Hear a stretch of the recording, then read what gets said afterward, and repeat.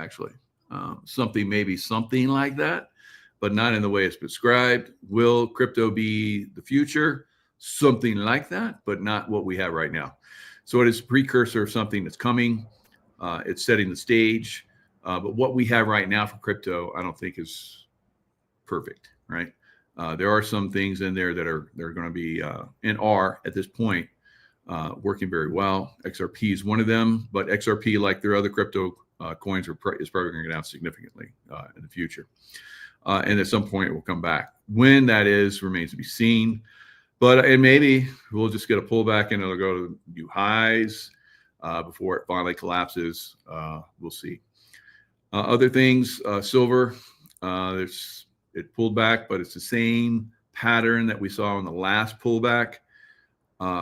If this is the pullback, then probably everything's going to go down, right? Silver probably come down too, gold, and then silver and gold will rocket, right? Because you have to have some value, and throughout time, people have ran to silver and gold when everything else is collapsing.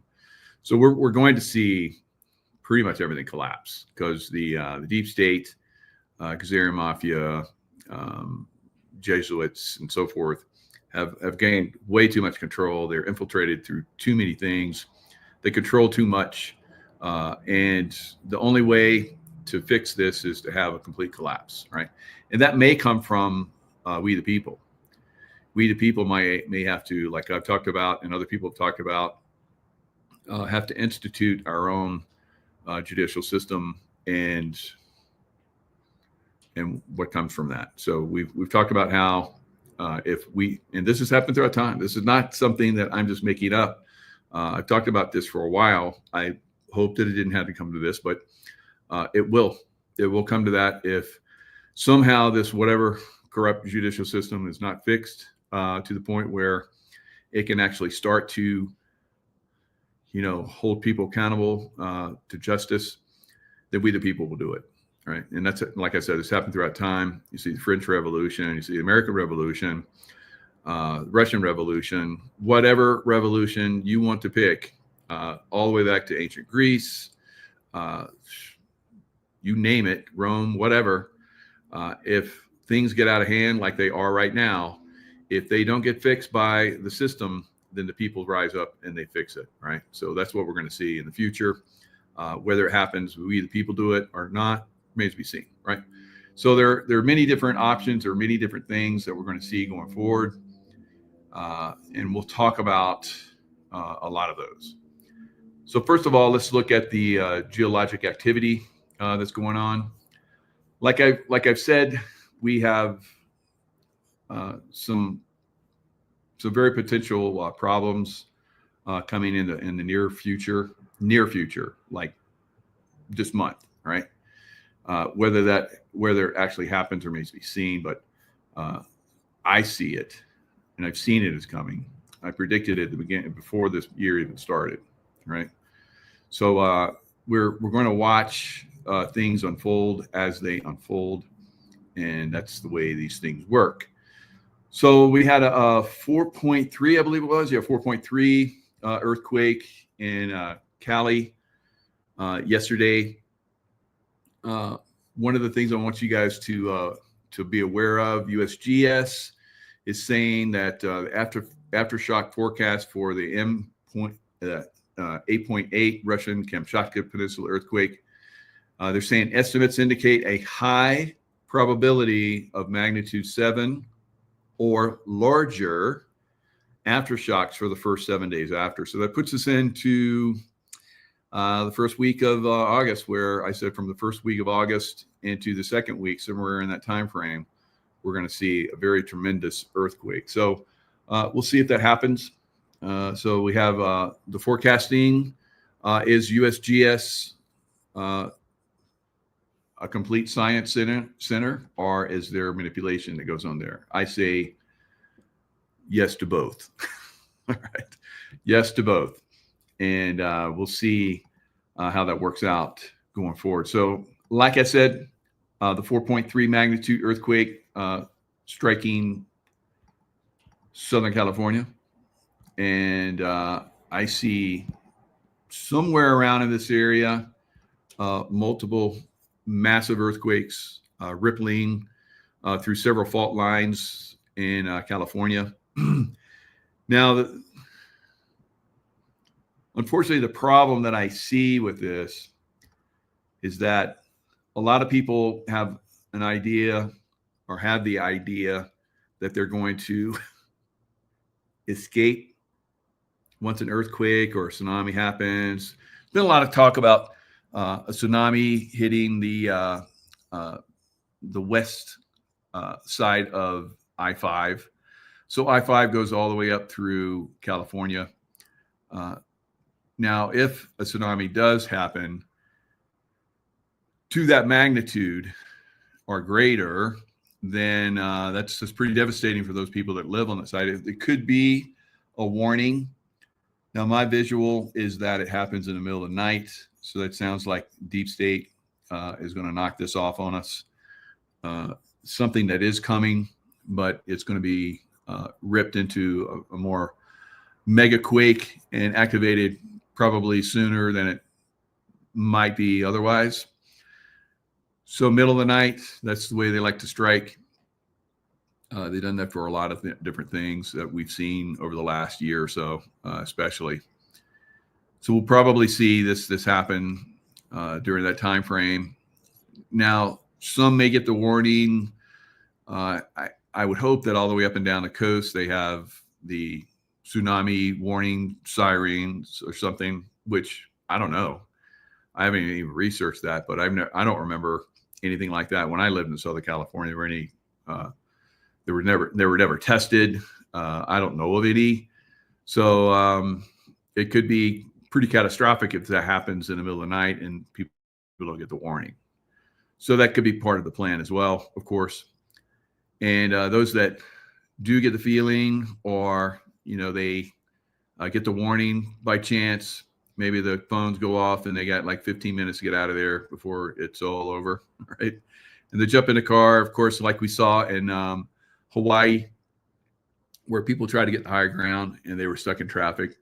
Probably even though it might happen as I'm anticipating, the middle of the night, like 0 dark 30, where everybody's deep asleep and you're not going to wake up so easily. For me, I turn my phone off at night. So if it was some kind of, if it wasn't any sirens going off or anything like that, or if I suspected. So if I lived in Southern California, or not Southern California, all the way up and down the coast of the west coast of the United States, even down into Mexico, of course, I would start leaving my phone on at night. All right. So in case something starts to come through, you're going to want that. All right. You're going to want that going forward, whether it's this month or whether it happens some other time later down the line. You want to start to have your phones on, unfortunately, for you guys in California. Now, if that does happen and the earthquake really causes a lot of damage, and it is more legit, meaning that the Earth is actually responding to energies, or if those energies are, set off some way by some kind of, mine or something that's been left there, or I don't know, a nuke device or whatever, or if it's legit, like I said, it could actually be legit. Then it could domino effect into the other fault lines. That's what I'm saying. So even if you did get the, get out of town because tsunami's coming, you may get impacted by earthquakes that are starting to ripple and destroy roads, power plants, all that kind of stuff inland. So there won't be any escape. Or it could be vice versa. The earthquakes happen, fault lines, ripple, and there's no escape because the roads are ruined, and that could be a problem as well. So have an evacuation plan, and also have a go bag where you have just essentials, a little med kit, maybe water, and so forth. You should have that being in Southern California, you should have that already, or being in California, period. And I should start saying on the West Coast. If you live on the West Coast, you need to be ready, right? And this isn't me fear mongering. I mean, the evidence of science is already there. It's already starting to happen. It's been happening. So you got this 4.3 magnitude earthquake right next to the San Andreas fault zone, right? Just a little bit north of where you see this, where this earthquake went. It's not showing it here, but that's where the San Andreas fault zone is. So it's starting to wake up. And it's going to be, I think it's going to be significant when it does go, right? And I'm not the only psychic that sees this, all right? So you need to just be prepared. You may need to hunker down if you survive the earthquakes and there's no escape. You may have to be in the area you're at for a long period of time. Helicopters might be the only way to get in to get a lot of people if the earthquakes do shapeshift the road system and so forth, and cause power to go out. So you won't have electricity, you won't have water, you won't have many of the services that you take for granted now. Hopefully you'll still be able to, get some kind of, if you have satellite, if you should have a satellite. I've had a satellite system for 4 years now. And I highly recommend everyone have a satellite system, right? So this is what I see coming. Like I said, there's other people that are seeing this. The science is there, so you need to prepare, right?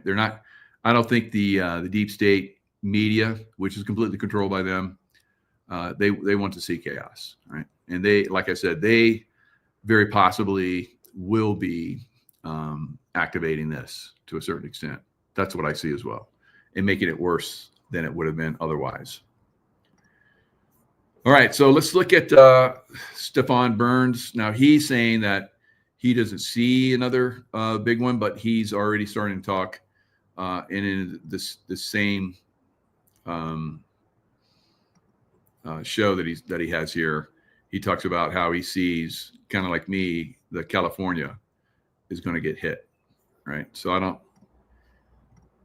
he tries not to be one of the fear mongers, but then again, he is using the science to look at this, and it's pointing to this thing really starting to take off. So the sun is reawakening as legendary 8-8. So that's the Lion's Gate planetary alignment approaches. So there's like alignment with the planets. That isn't necessarily, as we've had lots of alignments with planets, it doesn't necessarily mean it's going to be the end of the world. We've heard this so many times. The real thing that's happening is electrical energy that's coming from the sun that's activating the earth. We're moving into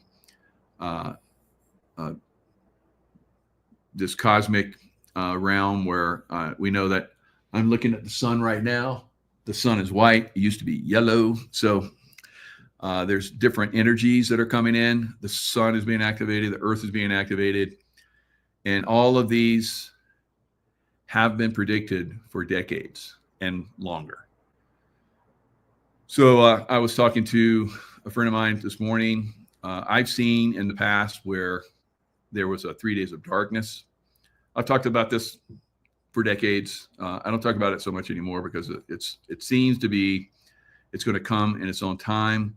The time where it would have come in the past it's been delayed. So we could be getting to the point where humanity can handle the 3 days of darkness. And I'm not talking about they just shut down the internet and broadcast like we've heard, right? That could be a disinformation thing, possibly. So the 3 days of darkness is literally, this happened in the past where the earth is clothed in darkness, complete darkness for 3 days, right? And then when it's light again, consciousness has changed, all right? So you just need to be calm and cool during the 3 days of darkness if it does happen. So just keep that in the back of your mind. I know a lot of you guys aren't completely into this. You don't understand it. You don't want to understand it. You want to be, not knowledgeable about this because it is a heavy burden for some people. For me, I want to know the truth, and I've sought out the truth. And these are things that you can do your own research and look into these things. So let's see what Stefan Burns says. On to the live stream. If you're new here, I'm your host, Stefan Burns. What we cover on this channel is what's happening with the Earth energetically, which means that we get to look at a whole bunch of different things accurately in order to stand the larger context. That's geologic activity like earthquakes. That's also weather activity. This is geophysical energies like the Schumann resonances. Then we have to zoom out. We look at solar activity, space weather, right? What's happening with the solar wind, geomagnetic storms. We're looking at what's happening with the planets, their alignments, planetary resonances, synodic cycles. We zoom even further out. Where are we in our interstellar and cosmic environment? How are those energies changing? Like, for example, nova events, supernovas. So I think that's really good. He's basically zoomed out. This is science. You can study each one of these areas that he's talking about and get some kind of understanding. We're in a period of time where things are definitely going to change, right? And you can deny it to yourself. It's up to you, or you can become informed and maybe get yourself and your family into a place where you're going to be safe for the short term or for the long term. Maybe it's a good time to take a vacation away from California for the next couple of weeks. I don't know. So if you feel like fear mongering you and you're getting really excited, you feel fearful. That's not what my intention is. My intention is to inform you so that you can use your own intuition and make, good decisions. And who knows, maybe you feel that you're supposed to be there. Nothing happens. It's great. And then you go, Mike, you're still full of crap. It's unbelievable. And that's fine too. But eventually this thing is going to happen. All right, let's look at more.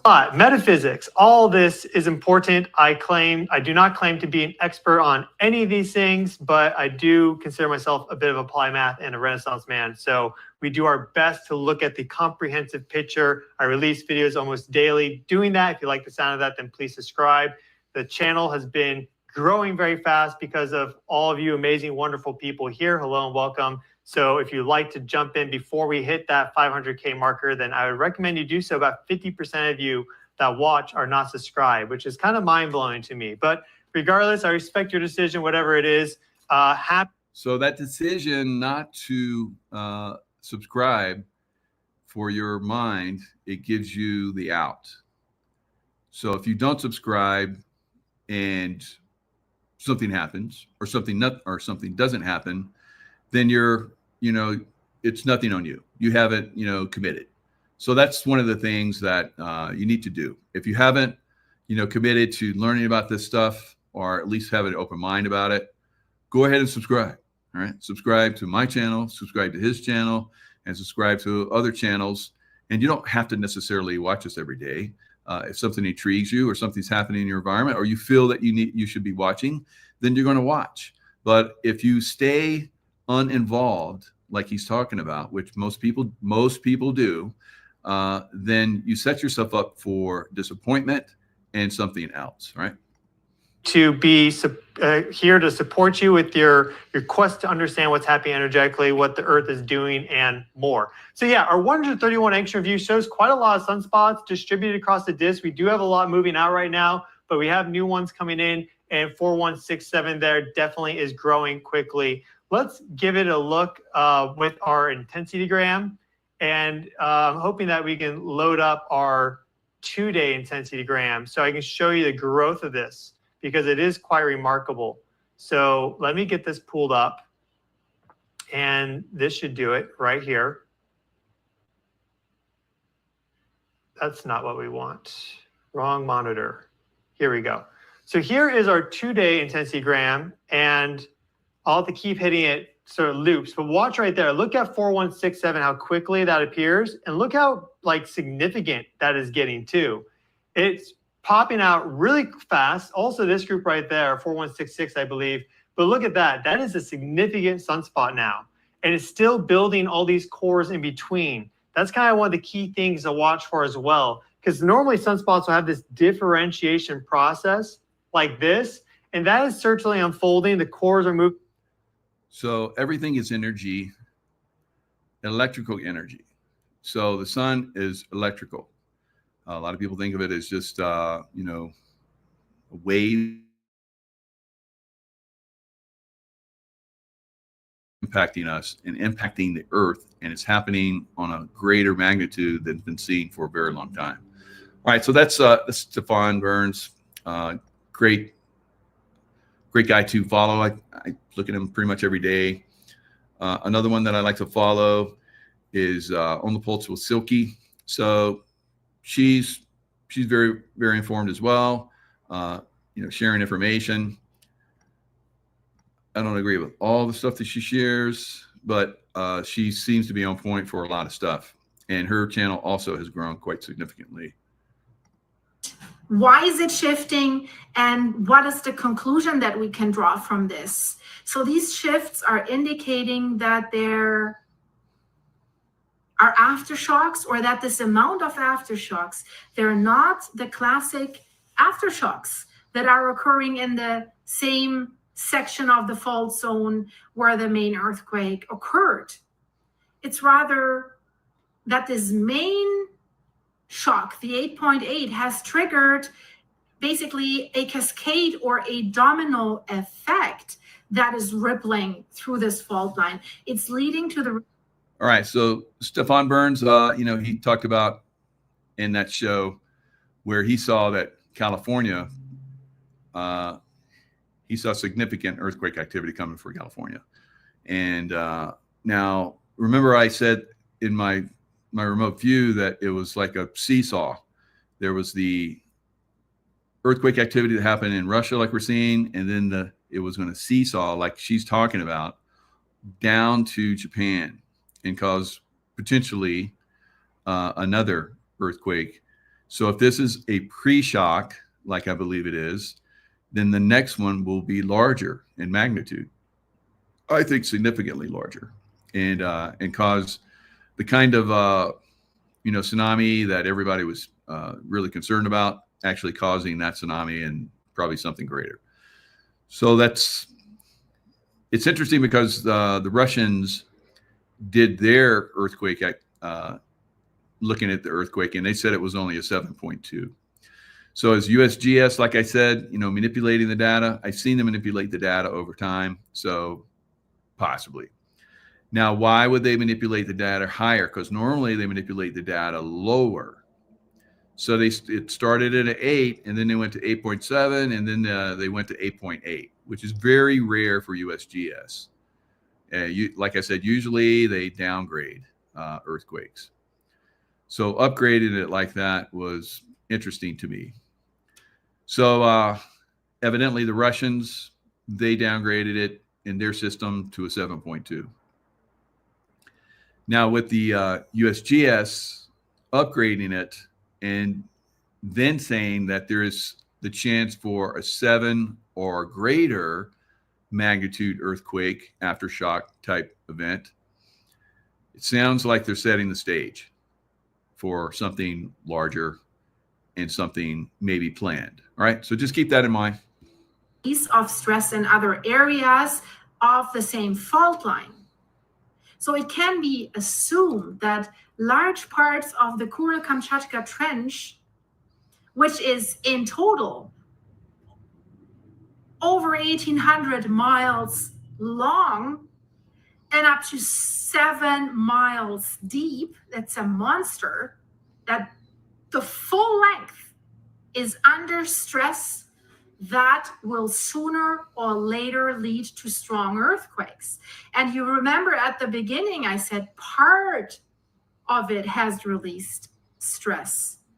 So what does that mean? We could see more, unfortunately. The Kuril-Kamchatka Trench is part of the Pacific Ring of Fire. North of the trench, the plate boundary bends to the southeast where it merges with the Aleutian Trench. There's also a bend in the south of the Kuril-Kamchatka Trench, where it merges into the Japan Trench near Hokkaido. We've seen earthquakes there recently in the higher ranges. Stronger. So it's been, like I said, like it's a back and forth. It's like you're on a seesaw at the park, you know, when you're a little kid. You push, and the seesaw on your side goes up, and it goes down on the opposite side, and then they push, and the seesaw goes over. So it's like it's big earthquakes in the Japan Trench area, and then another larger earthquake in the Russian Kamchatka area. And then now are we moving to, which I believe, a much larger earthquake in the Japan side. So it remains to be seen if that's the case. But I believe we're moving in that direction. And the faults, or not the faults, but the earthquake activity is moving towards the aftershocks, pre-shocks I call them, are moving towards Japan. So the seesaw event that I saw in my vision, and then when the one happens in Japan, not only will the tsunami travel over, but the energy travels over to California, and off the coast of Oregon, California, I believe is where it's really going to like knock hell out of fault line there and cause a tsunami, and or the San Andreas and other fault lines to trigger and start to really cause a lot of damage. So that's kind of what we're looking at. So that's the science of that. So you can go, well, that's metaphysical mumbo jumbo, but the science of that is actually moving in that direction, right? So, and that's what I like to have my visions backed up by science, and that kind of confirms to me that they're moving in the right direction, right? So we'll see. Things can change. Everything changes, and how does it change? It changes because our consciousness helps it to change. Now, I think that we're going to have to learn the hard way, like me, not some people, but there's going to be, and because we help to mitigate a lot of this energy, but for the amount of manipulation and the amount of energy that's coming into Earth, and the Earth is doing its changing too, releasing energy, pent up energies, and so forth, just like we do. We're going to see, I think, some serious activity. And regardless of whether we're going to be able to mitigate that through consciousness, we can, I think, but we're not there yet. So I think a really good, hard, just like in any kind of war. Now, I don't think the Earth's at war with us. I don't think God's at war with us. But there's like a teaching. There's always a teaching opportunity. And that's what when I was a SEAL instructor, or hand-to-hand instructor or whatever, there were teaching opportunities where a little bit of discomfort, right, would lead to an enlightenment period, right? So that, I think, is what's coming for your humanity. And so the trauma of some situations oftentimes lead to greatness, right? And a lot of people don't want to look at that, and that's fine, because you probably won't be along for the ride if that's your consciousness, where your consciousness is at.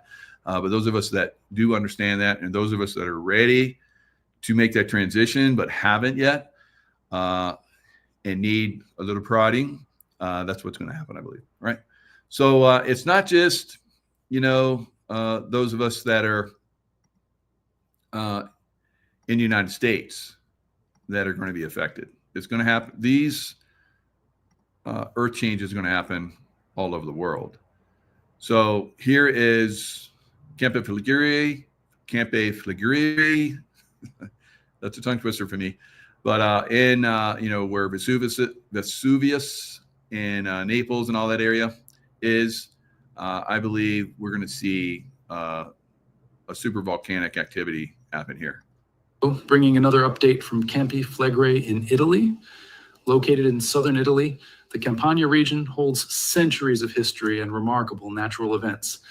This land is home to iconic cities like Naples, Pompeii, and Herculaneum, all marked by a deep connection to volcanic activity. Especially notable is the eruption of Mount Vesuvius in 79 AD, which completely destroyed Pompeii and Herculaneum. Now, I've been to Pompeii when I was in the military, plane that I was on leaving Egypt after we did some training with Egyptians. Basically had a problem. So it landed in Italy. And so we had a little time off while they tried to fix the airplane. Eventually, they just had to get another aircraft for us.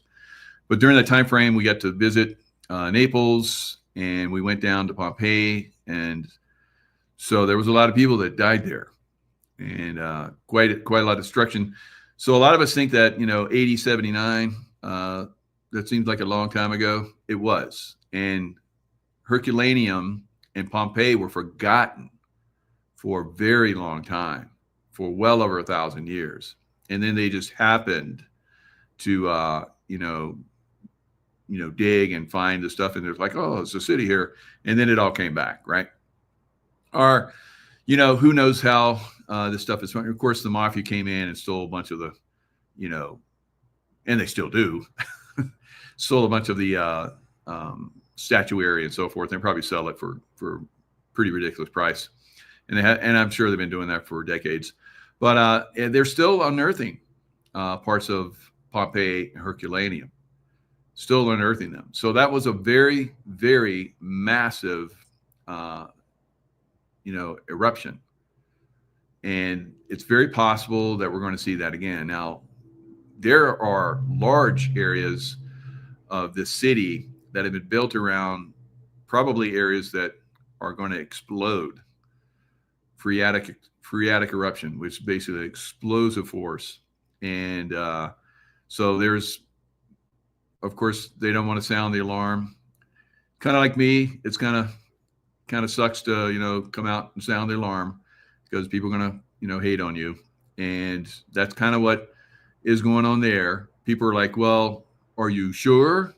And it's like, nothing's ever sure, right? So, but we're pretty close here. And I feel this is gonna really erupt. One of the most remembered events in global geological history. Today, Campania is home to over 6 million people and hosts one of the world's most dangerous and closely monitored volcanic complexes, the Phlegraean Fields. This vast volcanic caldera system stretches for miles, kilometers, and is directly integrated into densely populated urban areas. The constant threat it poses makes the region one of the most sensitive when it comes to volcanic risks. Recently, signs of instability have increased. Seismic activity around Mount Vesuvius and the Phlegraean Fields has risen, with frequent tremors exceeding magnitude 1. Although considered low intensity, the frequency and pattern of these quakes are raising concern among specialists. Tremors have even been recorded on the island of Capri, heightening the alert. While official statements from the INGV, the National Institute of Geophysics and Volcanology, maintain a reassuring tone, a prominent voice from within the institution has chosen to break the silence.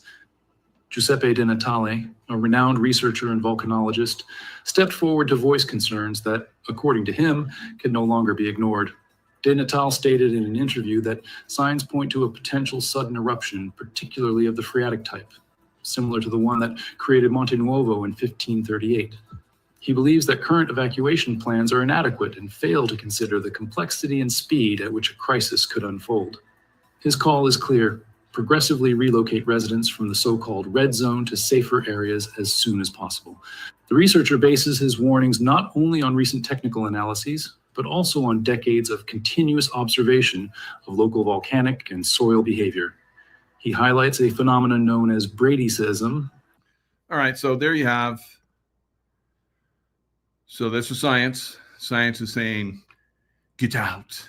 And people are like, well, kind of like the Pompeians and Herculaneums. They're like, nah, they don't know what they're talking about. It's just a little ash. We've had ash before. And then the pyrotechnic explosion happened. And superheated gases of 1,000+ degrees came in and just basically wiped out all physical life that was exposed. Some people, it seems like, may have survived inside some of the buildings, and then they got buried by ash. So the ash really came. It fell like snow, a blizzard, and it just kept coming down. People couldn't get away. They were trapped. Maybe the air was really, oxygen was really low, and maybe they died from not having enough oxygen. So a lot of people that were like, embraced, clinging to each other. So there's a possibility that could happen in Camp Flegrei. Will it happen? A lot of people don't like to think about disasters and that it could happen to them.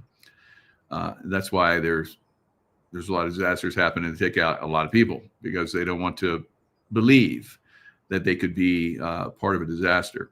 So we learn from this. We learn to trust our intuitions, move like I did when you feel like it's time to go. Maybe Florida will be fun. I don't know.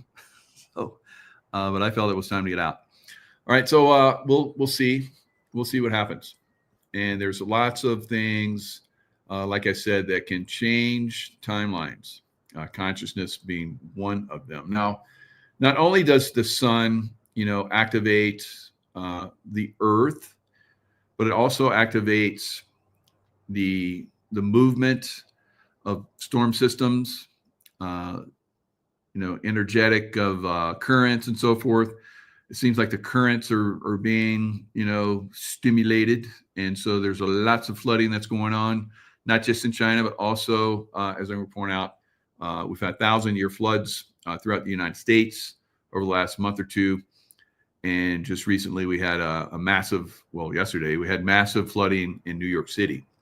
So let's look at the flooding that's happening, ongoing flooding that's happening in China, just so you can get an idea, just how bad things can get, right, with the energies that are fluxing through our planet.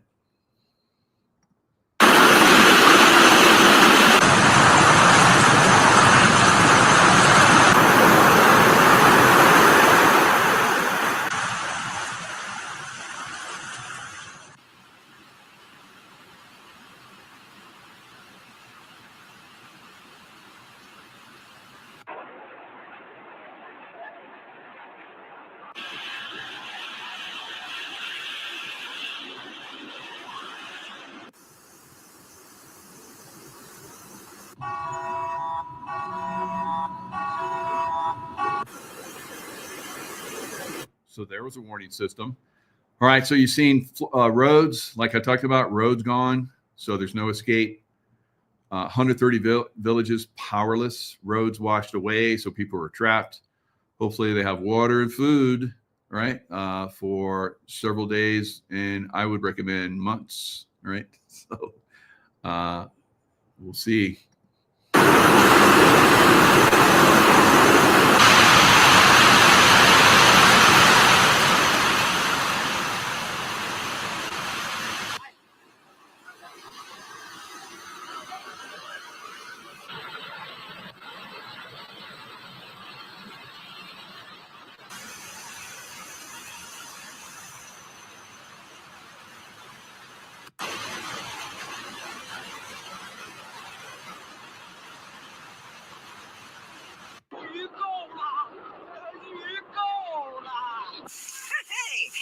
Beijing, July 30th, 2025. A relentless sequence of torrential downpours brought Beijing to a standstill over the final days of July, unleashing the most severe flooding the city has witnessed in over a decade. Between July 28th and 30th, near constant rainfall, measuring up to 573.5 millimeter in some districts, transformed streets into rivers, isolated entire communities, and exposed persistent vulnerabilities in the capital's urban infrastructure and emergency response systems.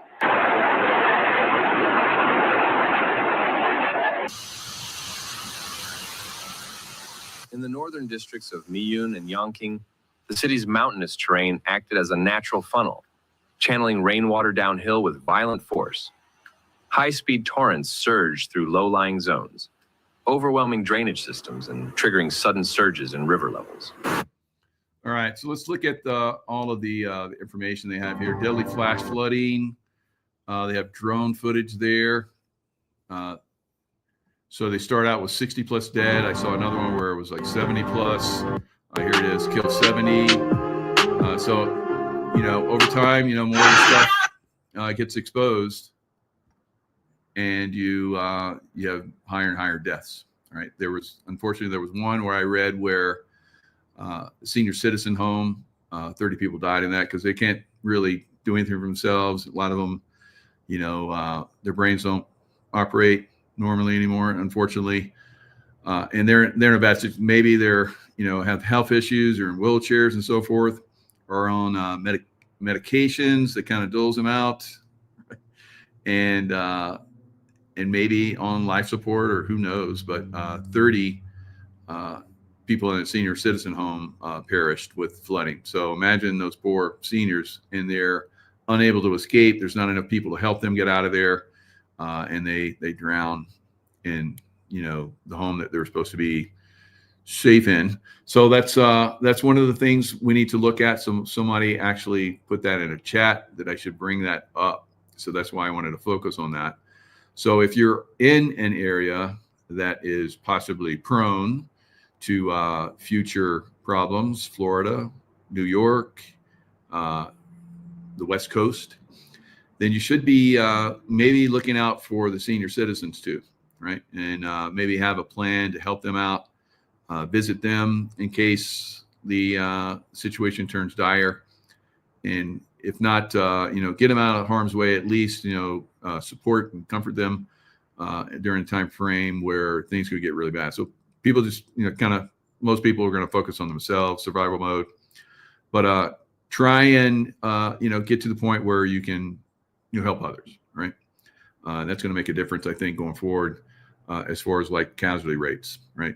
I see casualty rates we'll never know the total casualty rates going forward. So millions upon millions are going to be lost. But, we've had this happen in wars.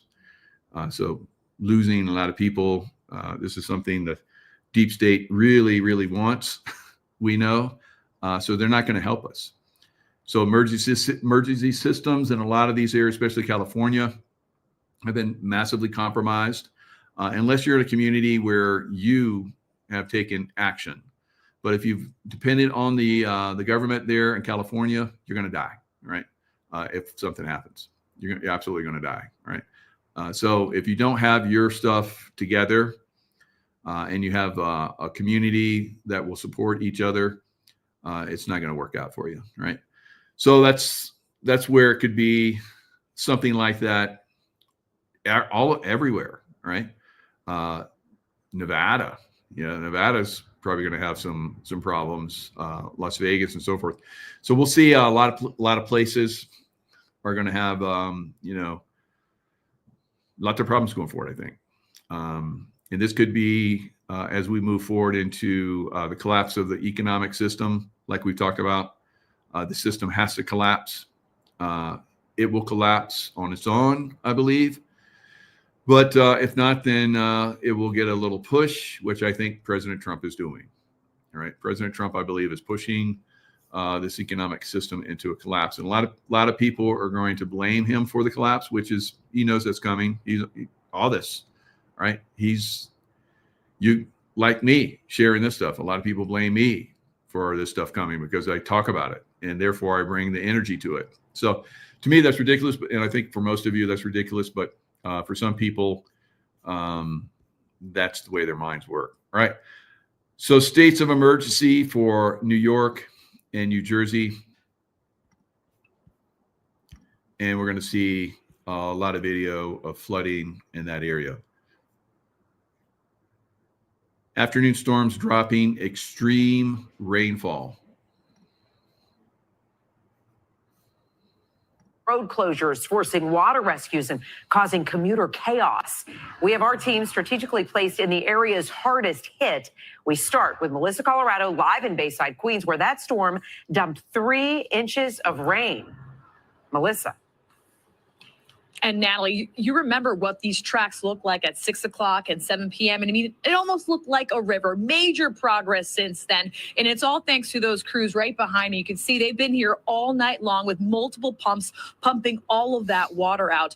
But this storm just pummeled Bayside, the LIRR tracks, the Clearview Expressway, as well as people's basements, all flooded. And right now, the goal here is to get the Bayside station reopened for the morning commute.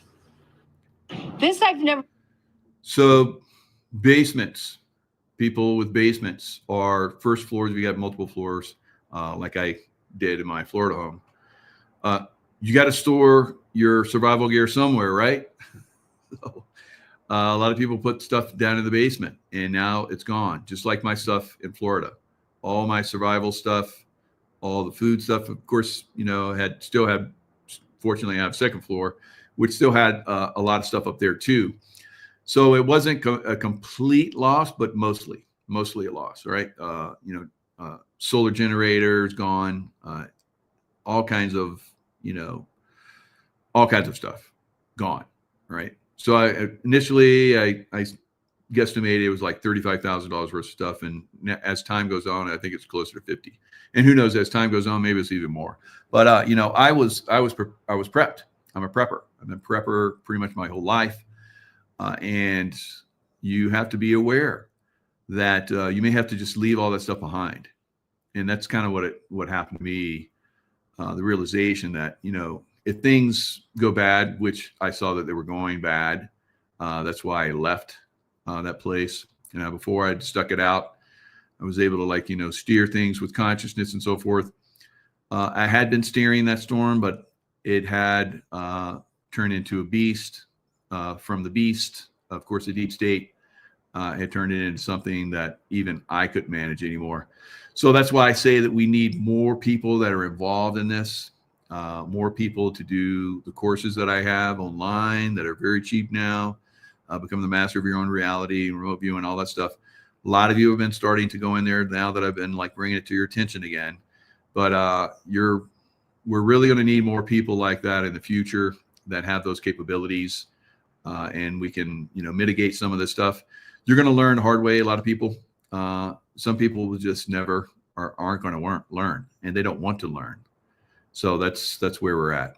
And even though they don't want to learn, or they're not in a position like seniors that have lived their lives in their, in homes, they're just kind of for the last few years or decade of their life. I want them to, be able to, have that. They're probably not going to get involved, maybe some of them, but because it takes a long time, really, for most people to get to the point where you understand this stuff. I mean, I see people, I see men, they're all puffed up with, testosterone, and looking at everybody like, what are you looking at? I'm a tough guy. It's like, that's, I was never like that. But I see that now, and it's like those are the type of guys who are probably going to disappear from the earth, right? Unfortunately. So that's where we're seeing some of this stuff. That's why the consciousness is going to actually happen the way it's going to happen. I know a lot of you ladies are trying to, calm your testosterone blowed up men into understanding the intuitive side, invest more appropriately, like in silver. And I hear from a lot of you that your boneheaded husbands don't want to go there, right? There's a lot of men out there that are just going to blow me off and not, take, even though the science there, because I know a lot of guys are very analytical like I am, but I also have that intuitive side. I'm very balanced. But a lot of guys are very, very analytical. And they have trusted that, and they're not going to get out of that, and they don't care, right? And that's not going to be good going forward. They're going to find out. Like that at all, ever. The Long Island Railroad tracks in Bayside looked like a lazy river. Trains to Port Washington and Penn Station canceled. A train packed with passengers headed to Penn Station early this afternoon grinded to a halt after floodwaters almost reached the platform. We were stuck for about 2.5 hours. Workers brought in a diesel train to safely evacuate the passengers. I'm now getting hot. I'm getting sweaty. I'm claustrophobic. All right. So she's bummed because she got a little sweaty. But you know, in the future, there's not going to be the social services. That's going to, because everything's going to be overwhelmed, right? When the earth changes really start to kick in, if you don't have it together yourself, you're not going to survive, right? And you get a little sweaty, and then everything shuts down for you. Then that's you're going to sweat to death, right? Wherever you're at, that's the end of it, right? And maybe that's, you don't care because you don't want to, like, you know, have to, you know, deal with this stuff. There's a lot of people out there like that. If they get outside their comfort zone, they'll commit suicide or just let themselves be taken, right? All right, so that's one of the things that we're looking at. You know, the consciousness of humanity rising. It's going to get a push to rise. Some people are going to resist, right? And some people will resist until they no longer exist, right? And that's the way this has happened for millennia, right? So when invading armies come, some people are like, I don't care. And, you know, they come in, they get, if they're lucky, they get some soldier, like, kills them instantly. If they're not so lucky, they die slow death, and it's very horrible, right? So Trump stations nuclear subs to appropriate regions following Russia's provocative statement. So this is Medvedev. So Medvedev was the president. So if something were to happen to Putin, who's the level-headed guy, and hasn't been provoked by the West, NATO, and so forth, because they have crossed his lines over and over again, because they want to kill half the earth, right? Or more. We already know that. They've tried with the COVID vaccine.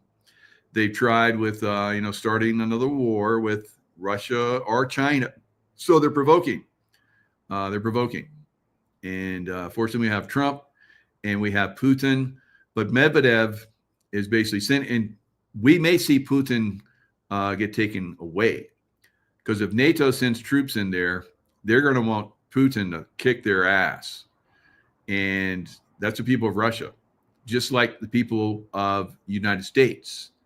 If, you know, a foreign army came in and invaded Mexico and then started to press against our border, which Ukraine did, right?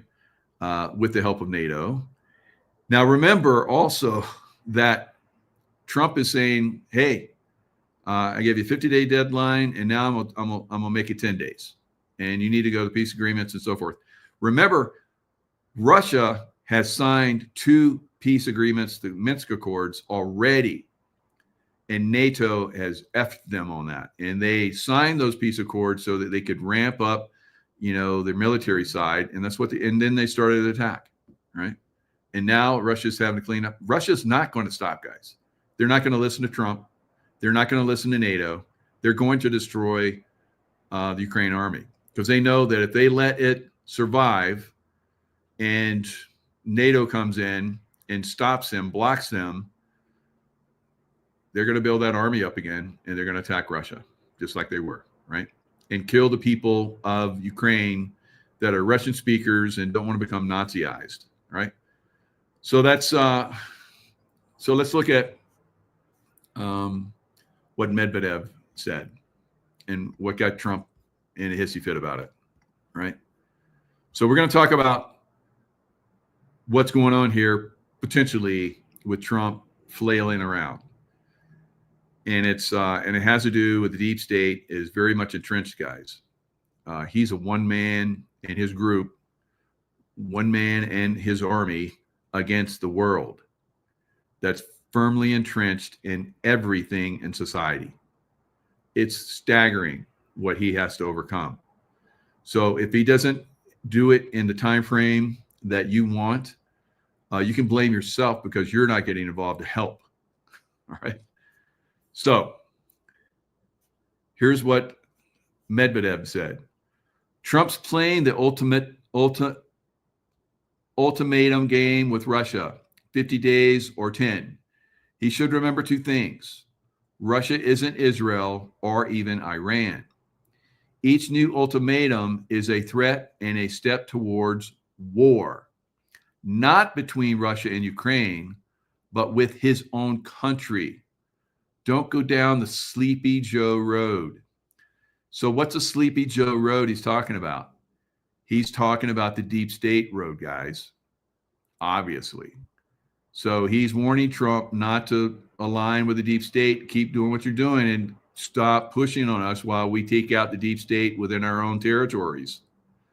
And Putin has said, Ukraine is Russia, and we're going to take it back. Period. So that's where this thing is going. Now, Trump said, based on the highly provocative statements of the former president of Russia, Dmitry Medvedev, who is now the deputy chairman of the Security Council of the Russian Federation, I have ordered 2 nuclear submarines to be positioned in the appropriate regions. So it's lip service to, the deep state bubbas that want to see this thing go a certain direction so that,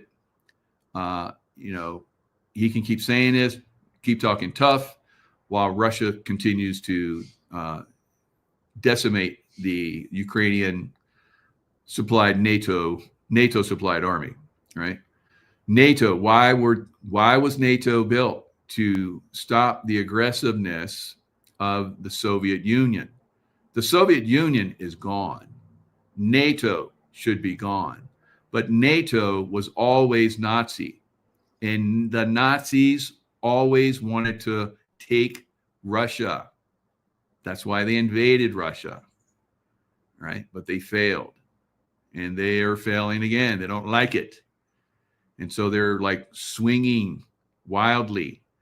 And Trump is letting them swing wildly. And he's like, yeah, what they said, in the background while he's like high five, making the high sign to Putin to keep kicking their ass. That's what I think. I could be mistaken. If I'm mistaken, then we're all in big trouble, right? Again, if Putin goes away, then you're seeing Medvedev, who's a major hawk, war hawk. He's not going to play around. If somebody steps over, he's going to hammer the hell out of them, and he's going to have the backing of the Russian people. Not that the Russian people are evil. To me, the Russian people are like Americans for the most part. So, anyone in here speak Russian? With Mike, yeah. I had a buddy that when I was in SEAL Team 6, he went and studied Russian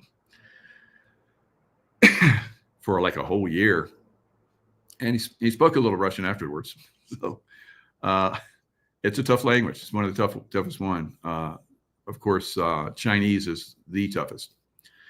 All right, so let's look at a little bit more. This is a gentleman that is extremely astute, and Martin Armstrong. So he cites sources close to him that have revealed NATO is planning to send 250,000 troops into Ukraine. NATO's been looking at sending in 250,000 troops. The precedent is they did that to Bosnia in 1995, and they did it to Kosovo in 1999. Neither had anything to do with NATO. All right. What was the excuse? Oh, humanitarian. Okay. So they go in and they bomb the hell out of Serbs. Why? Because they supported Russia. That's it. And so that's the precedent that I'm hearing. They're going to call it humanitarian because Ukraine's going to fall. So they'll send in 250,000 troops. And the reason I did finally publish it is that one of the NGOs finally sent out a letter to some of its members privately confirming that they're going to do that. So when they do that, and God help us if U.S. troops get involved, Russia will probably try and negotiate. You guys need to get out of the way. We're taking all of Ukraine back. We told you that. We're not doing any peace agreements with you guys because you guys break them. You lie. and we're not going to come into your countries unless you provoke us. So that's where this is going very rapidly, right? So not only do we have, the potential and possibility for major earth change events, some of them being aggravated by the deep state, the weather systems that are probably going to start to impact Florida within, the next weeks or two, also being exacerbated by the deep state. They still have power. They still have, are you confused about that? Do you think you've heard that the White Hats are in complete control? That is obviously not the case. I just told you how I got decimated. So it's very obvious to me, and it should be to you from my experience, sharing my experience, that the deep state is not done. So we have Tulsi Gabbard and all these people that are trying to bring attention to Hillary Clinton. Now they're saying Hillary Clinton will be the first one to be arrested. Now, I used to hear people say, I'll believe it when I see it. And I'm kind of like that now. I'm kind of like, we're probably, if we don't see it, then we're going to do it. And it's not going to be pretty if we do it. Because there's going to be blood in the streets and there's going to be people hanging from light poles, right? So get it done. Full speed ahead. Damn the torpedoes. You get it done or it's going to get ugly. We're not going to play around anymore. So now Leo talks about how he believes if we go in and start arresting these Democrats, then the Democrats are going to uprise, right? And they're programmed to do that. We saw that with Elon Musk, doing the Doge, coming in and taking down all the Democrats, demon rats, little like money laundering schemes. And so they came after Tesla, people that drove Teslas and Tesla dealerships. They didn't care that some of their people, a lot of Democrats drove Teslas. Most Tesla drivers are probably Democrats, right? They believed all the bullshit about the Green New Deal and all that bullshit, right? So they will cannon fodder their people. We've already seen it. The Nazis, the brown shirts, when they got in power, the brown shirts helped them get in power. And when they got in power, they basically executed all the leadership in the brown shirts, right? So we've seen Antifa, we've seen Black Lives Matter. Once the Democrats got into power, basically they wanted to backburner, they didn't get all the money that they were getting before from corporations that are also corrupted by the deep state, right? Everything is corrupted. Everything. What part of everything don't you understand? The media, the medical, the Fed, every single organization is corrupted. The intelligence, everything, military, everything is corrupted. Not completely, but it is corrupted. So when you understand that, you start to see the bigger picture and how we're going to have to get more involved. We're just the way it is. I know a lot of people is like, well, government should take care of that. That's why we're here, right? That's why we're here. So we only have, I think, a little limited time frame where this is going to get done. Now, Ukraine, Kazarian Mafia, Central, was that way for a long time. Of course, what happened to Ukraine? Russia came in and spanked them, right? So they're out of control, doing their, thievery like they do now, stealing from people, taxation and all the bullshit they do, going into people's homes and stealing, and people in caravans that were like on, the Silk Road or whatever, stealing from them. raping children, and adrenochrome. All that stuff it's not something new. It's been going on for thousands of years. So Russia came in speaking. That's why they hate Russia. That's why they attacked Russia, took Russia down, installed their own, like they try to do here in America. And for the most part, they're pretty successful.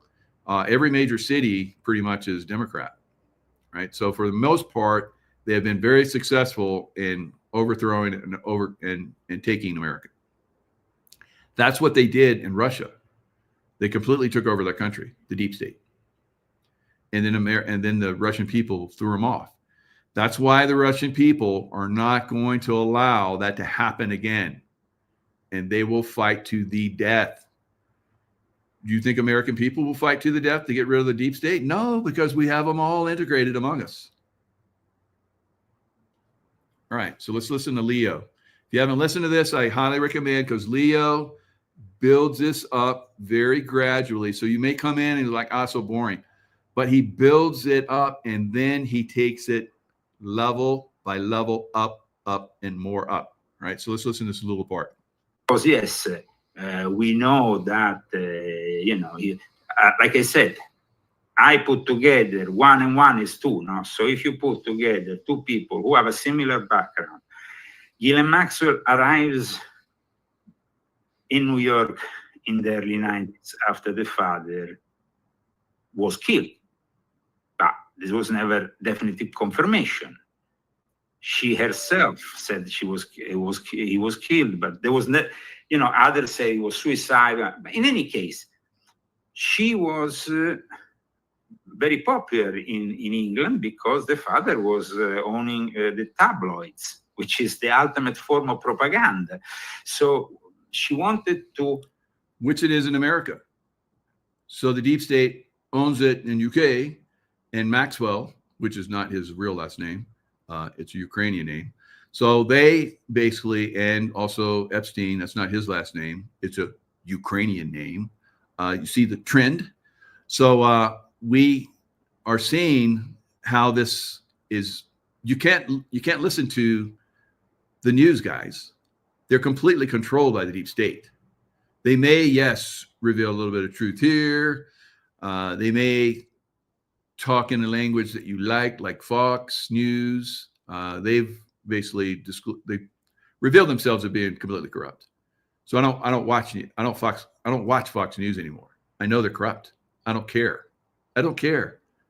And you shouldn't either. But yeah, you probably drifted back and now you're watching Fox again, aren't you? Yeah. So you're going to get lies and disinformation in programming, because that's one of the things that these news organizations also do.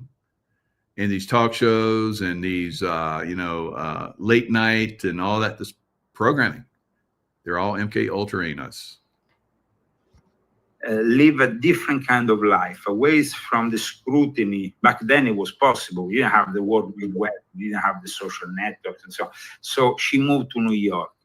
Then she was aided by the connection she had. And the major connection she had was with Jeffrey Epstein, who himself had...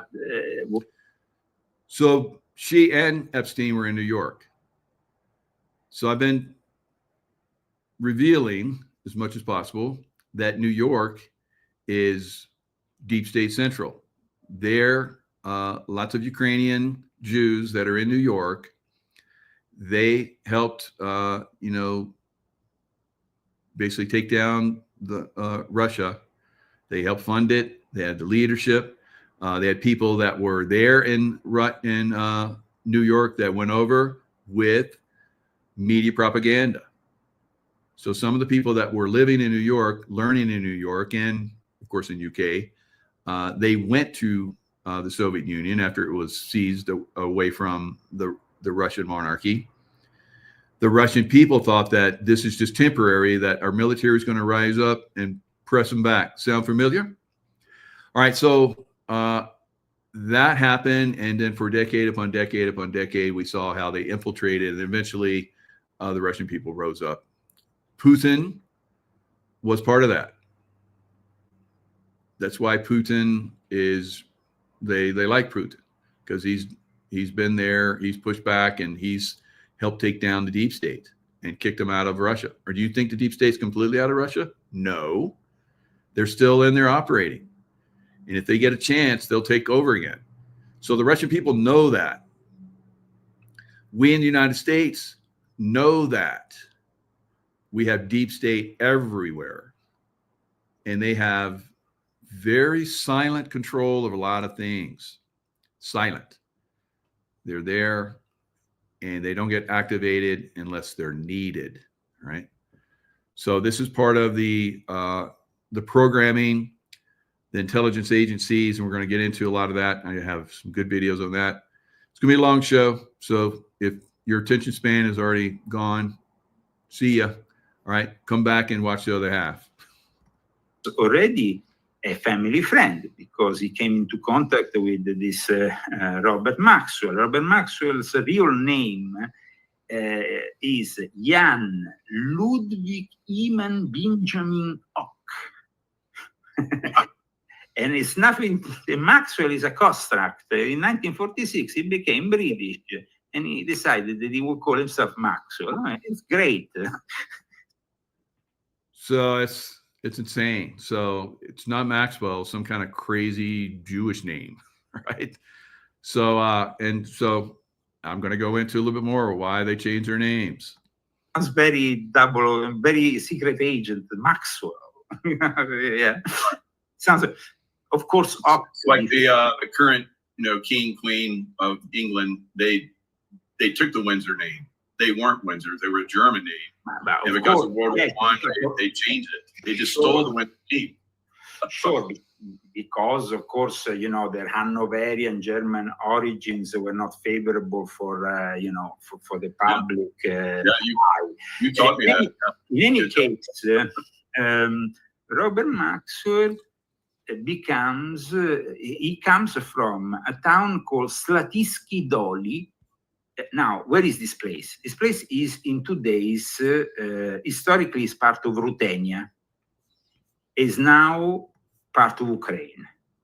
Both Rutenia and Podolia, who are approximately now, let me tell you a little bit, Rutenia is more north, Podolia is more south. It will include parts of, I guess, Ukraine, a little bit of Moldova.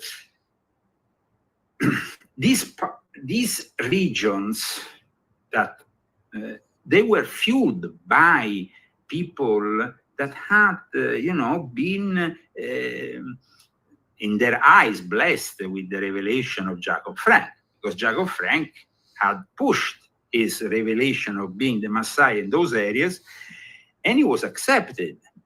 And even when he himself. All right, so they basically push these lies. Is this one guy? I guess I don't know. One of the relatives down. This guy said, "I'm the reincarnation of so and so, and like the Messiah or something." And so Khazarian, Tola Khazarian, and they lie. We already know they lie, and they make bullshit up to make people believe these lies, and then people follow them. So this is crazy. This is what we've been seeing for a lot of these people.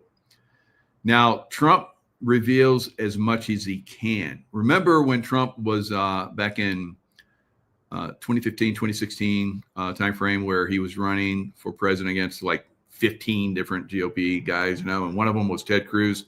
Ted Cruz was the last one. And of course, they're attacking Trump. They're seeing that, oh, Trump's not our boy. We want Ted Cruz because we can manipulate and control him. So we heard from Trump.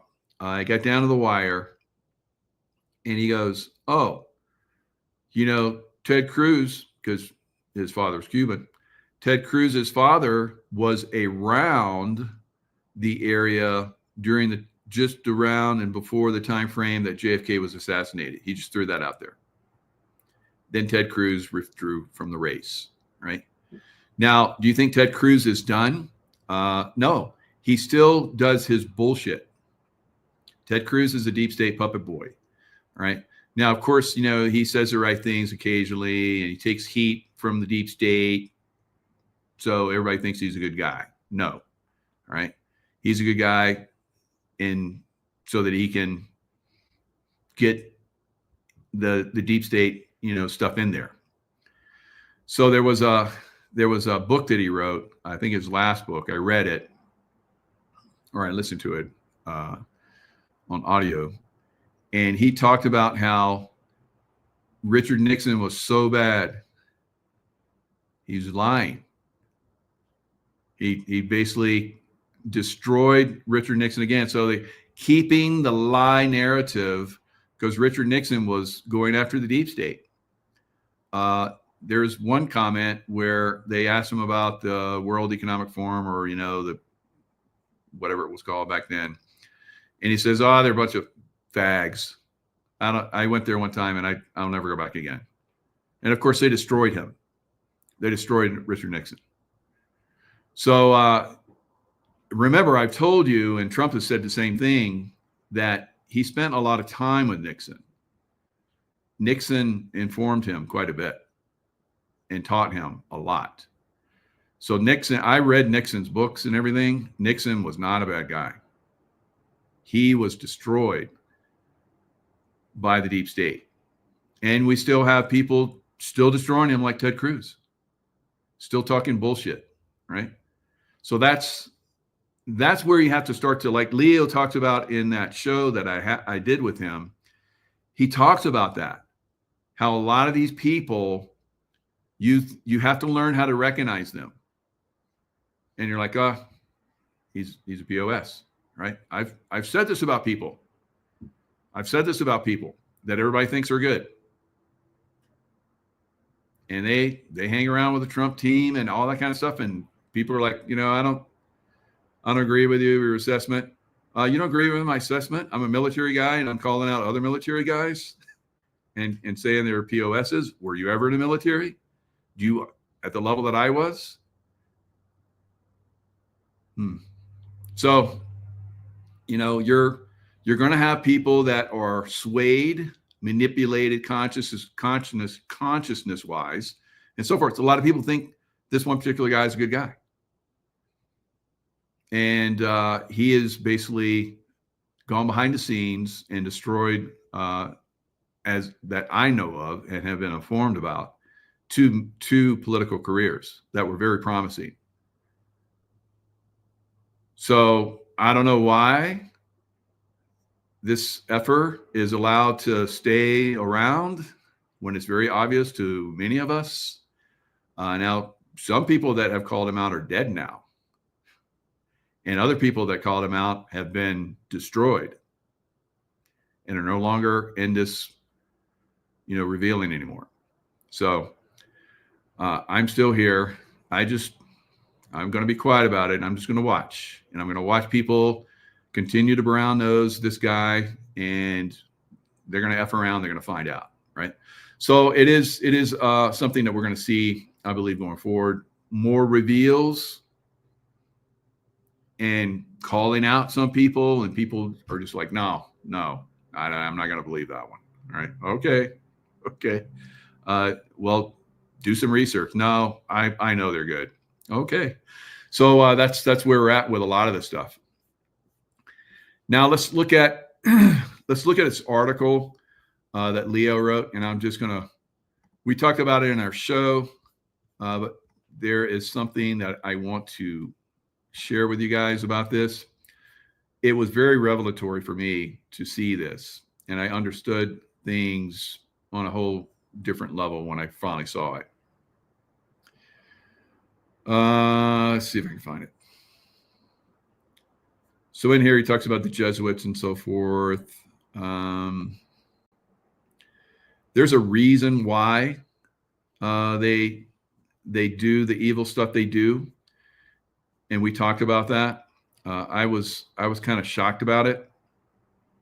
So of course you see right here the Pope, so the Jesuit with the Sabbatean Franks, the Khazarian Mafia. So they're aligned. And you see Trump in the background. How effective can he be when everything is compromised? Everything, like I said, everything. All right. So he's, that's probably one of the reasons why he keeps some of these people around. He probably knows they're totally effed up. Like I've tried to help everybody see it is what it is. All right. Maybe it's further down here. Anyway, they talk about how, so this is one of the lists right here of the people that were on the flights. These are all high level people, right? A lot of you guys aren't going to recognize any of these names, but if you take one of these names and you put it in, you're going to find they are very wealthy, billionaires. It's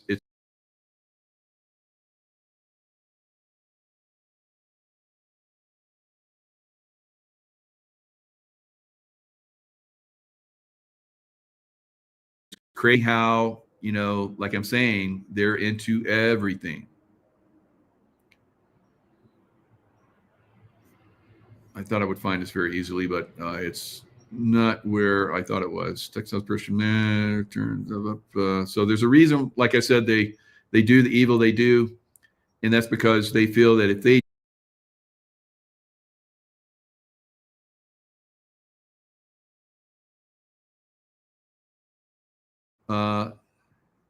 they touch Satan or whatever with incredible evil stuff, and then they come back again and do good things, they're much better. They're much better. So there's a lot of crazy stuff they do. All right. I'm not going to spend any more time looking for this, but it's in here. Established a new fringe Masonic network that spread like a virus across Western Europe. And 17 Frank's family, whose links to the Jesuits and the New World Order. So all of these things basically are, he's talked about. And he's talked about, there's his books, highly recommend his books. So, all right, let's go down.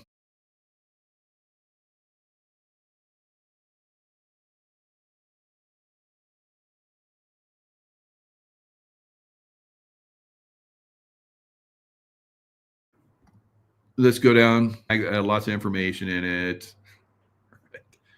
Okay. Now, as a top secret manager in a couple different, I was SEAL Team 6, and then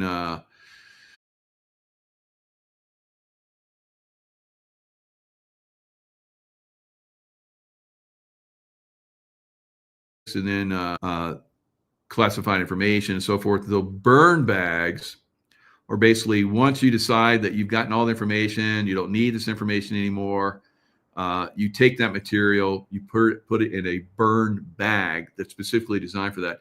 So what do you think happens to a burn bag? It gets burned, right? And especially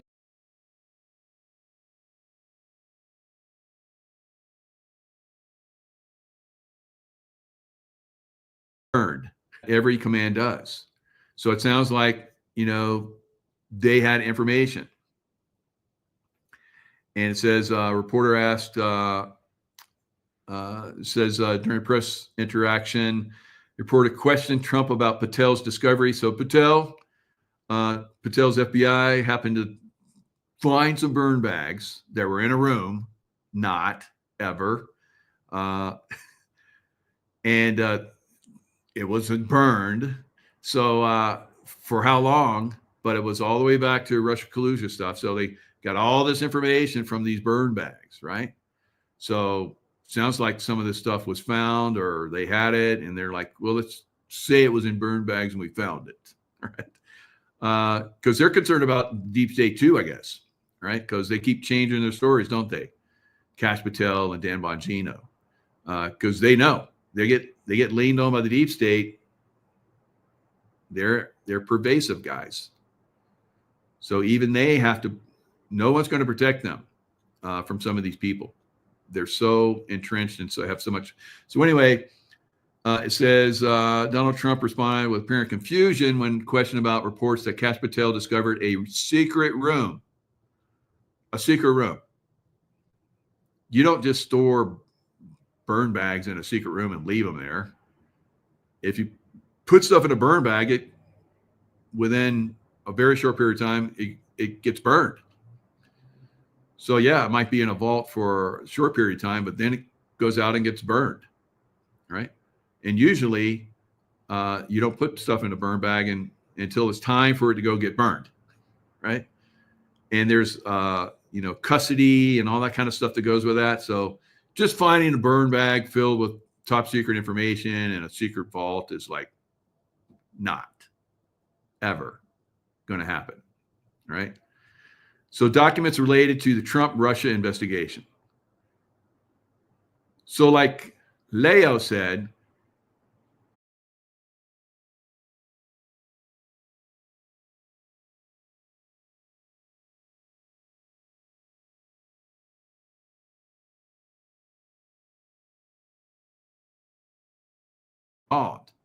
like you see right here, Hillary Clinton. Why is she still out there, or whoever's playing her?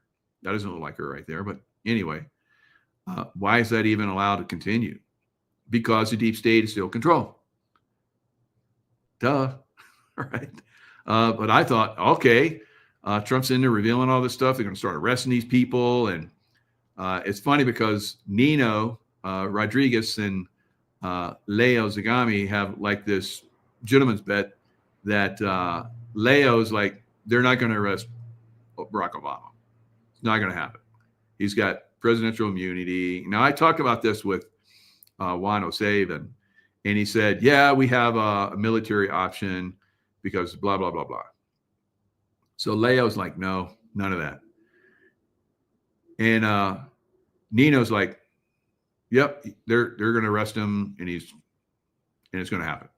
So we'll see. We'll see who's right. It's fun, right?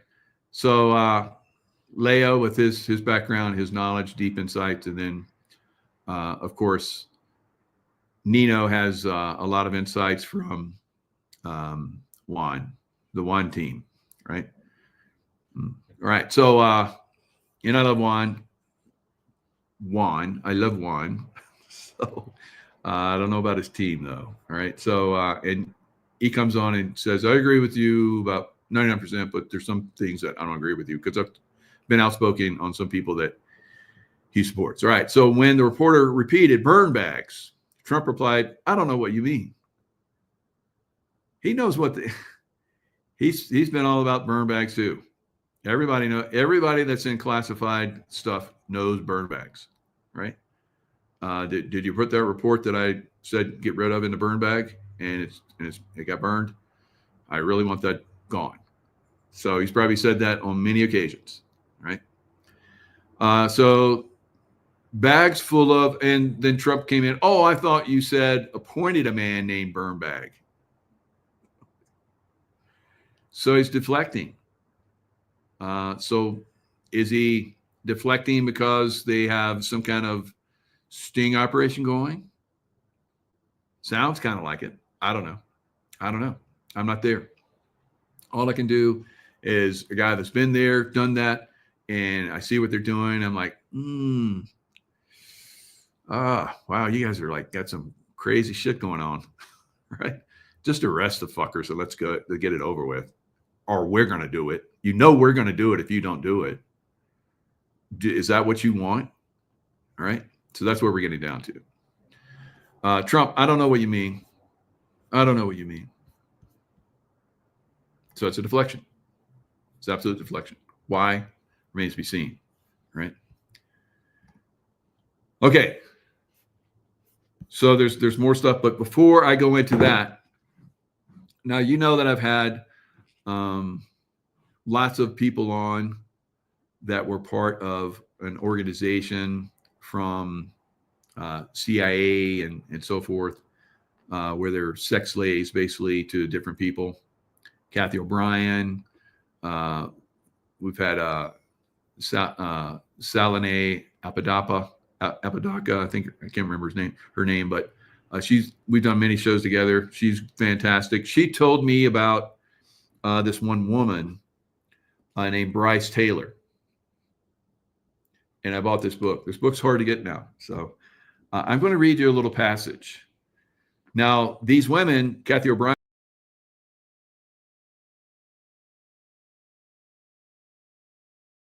where they're passing information to different people, they're mind controlled, all kinds of, they're abused as children, and so forth.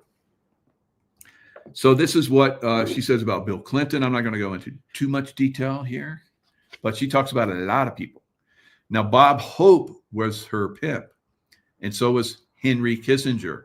So they used her and other women like Kathy O'Brien and others to basically pass information and do sexual favors for the political realm so that they can control them. Like,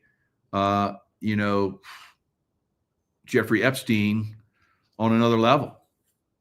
So they have this whole organization, mostly CIA or Mossad or whatever organization controlled, where these women go in and do this stuff. So she says, over the years, Bill Clinton surfaced in higher level political circles. So once they start to rise in the political surface, they want dirt on, the deep state wants dirt on them so that they can manipulate and control them.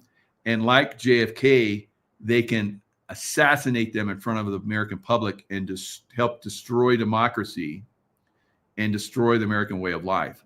So this is a constant thing they're doing to us. All right. So in 1992, before he was inaugurated, Kelly and I, so Kelly is her, I believe it's her daughter. So, of course, it goes from generation to generation. Just like Kathy O'Brien talked about, her daughter was taken in the system too, but both of them are out now. So it sounds like basically this woman, Bryce Taylor's also, and Kelly are out of it too. So she says, and Kelly and I were prostituted to Bill Clinton in Klamath Falls, Oregon. On the ride to meet him, we were told, remember Chappaquiddick. That same type of accident could befall you. Now, that I've had, a lot of people on my show that have talked about being the hitmen for a lot of this stuff, right? James Files. James Files talks about he was there and they killed this woman. They put a bag over her head, suffocated her, put her in the back seat, pushed the car into the canal, pushed Ted Kennedy into the canal because he didn't want to get in the canal. And so he had to get wet. So it's like, okay, you crawled out the window and she didn't make it. And then you have to wait for a couple hours till we get on the ferry and get out of here so that we can't be implicated. All right. All right. So I've been in many levels of this stuff and disclosing many different people that have talked about this. So she goes on to talk about that. So they're being threatened. So obviously the woman that was working Ted Kennedy, which Bryce Taylor also did,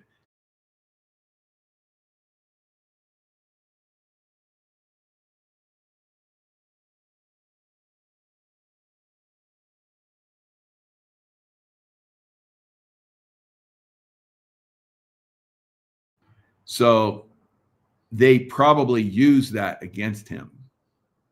Yes, of course they use that against him. So either, he got too rambunctious with this woman, or from what James Files said,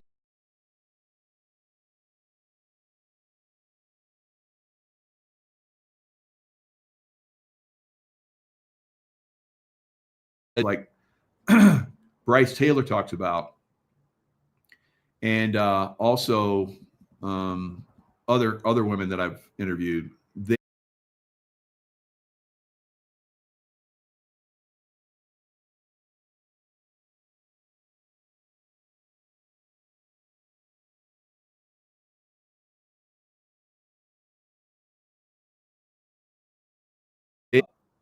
mind control to the right. Kathy O'Brien talks about this. She would pass messages to Reagan or whoever, right? And that's what she's talking about. And so they're passing messages to Clinton, and they're trying to get his. So the deep state's like, hey, we want to do this. Are you on board with it? And he's like, I'm good with that. And then they take that information back, right? So they use these sex slaves as intermediaries. She talks about how she worked with Nelson Rockefeller in New York and Lee Iacocca to run drugs. She would be an intermediary running the drugs. And she is one of their high-level sex slaves. So she had a memory that she would say if someone started to get out of line, she would say, there have been people, and she just, boop, this would come out. There have been people that have, tried to manipulate those of us, and it always turns out very bad for them. So these sex slaves are very high level. They go through a lot of training. They start them as little children, sex slaving them as little children. So they're traumatized, and they have ways to traumatize them. Like, remember Chappaquiddick. That can happen to you. So they probably told them a story of how Chappaquiddick happened, right? And they probably use that a lot. So she goes into how they went and met him. Says, I was delivered aboard a very large ship, put into a stateroom and told to stay on the bed and wait for him, Bill Clinton. So he comes in without knocking, locked the door behind him. And then he says, I guess they had a quickie. He says, I believe you have something for me. So he knew that she was going to deliver information to him, and she's waiting. So he slips in, and she delivers information. And so she talks about how he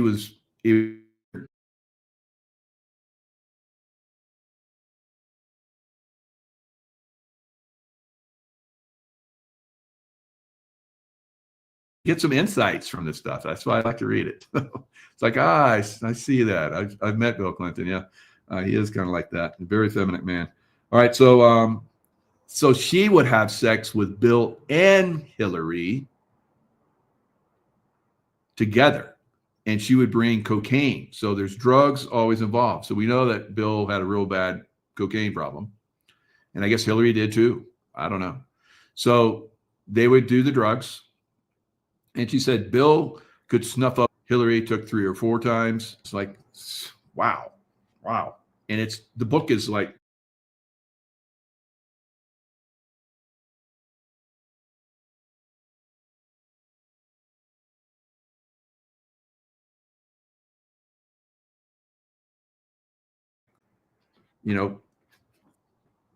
she goes on to talk about a little bit more. So for my use as a sexual slave, I was trained to make love to married couples by always bringing the focus back to them.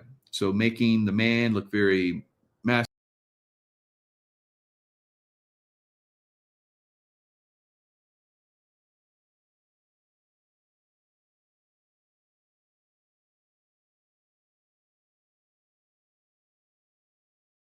Now she says Bill Clinton is the president. So she goes on. Sex slaves were used.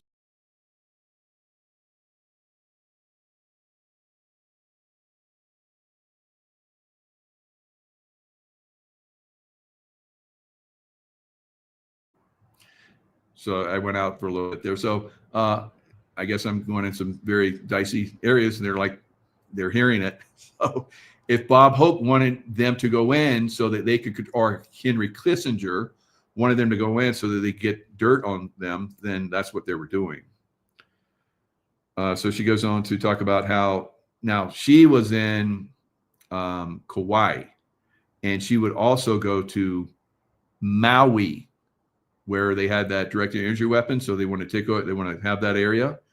Maybe they just want to turn that into a total sex slave, fantasy island, Jeffrey Epstein Island area. So it's pervasive. It's pervasive.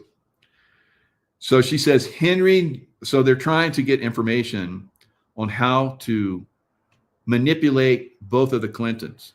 So she would bring information to them, and she would register in her memory how they would respond. So they would like pass information that would be shocking to them maybe.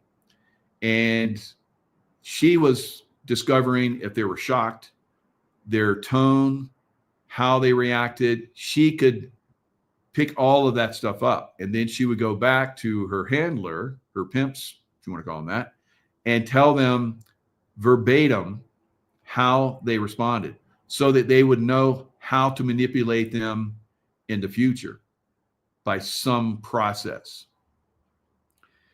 Because they're basically trying to destroy America.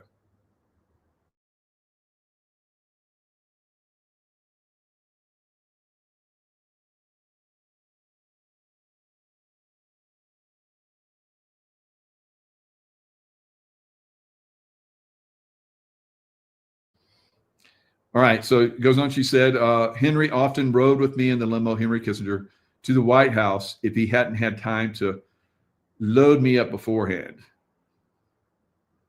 Sometimes he wanted to sharpen me up or check my systems. So they're like, she talks about how they're like robots. They program them like robots. They mind control them and business and compartmentalize them so that they can go in and say different things. Now, you know that I pointed some of this out to some of the people in Congress and Senate and so forth. How you see and they freeze, right? And then they have to like take them away. So almost all of them are programmed, and it's a unbelievable.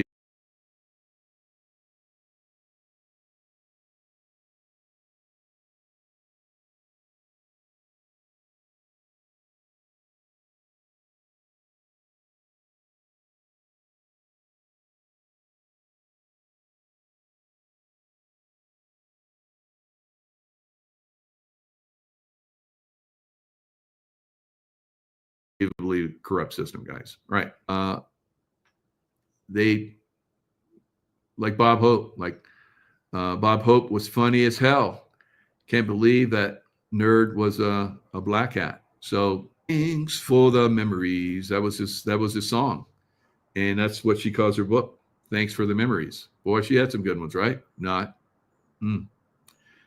So very, very disturbing, right? All right. And that's the guy that everybody loved.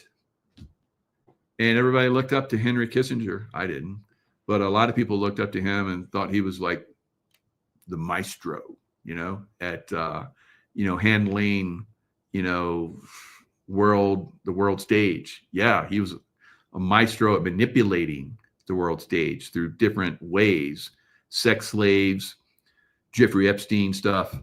And that's what we know about. It goes so much deeper, I bet. I've seen a little bit of it, right? From my point of view, being security. So it is something that we have to overcome. And people will say, we have to stop that, but they don't do anything. It's all talk. You got to get active, guys.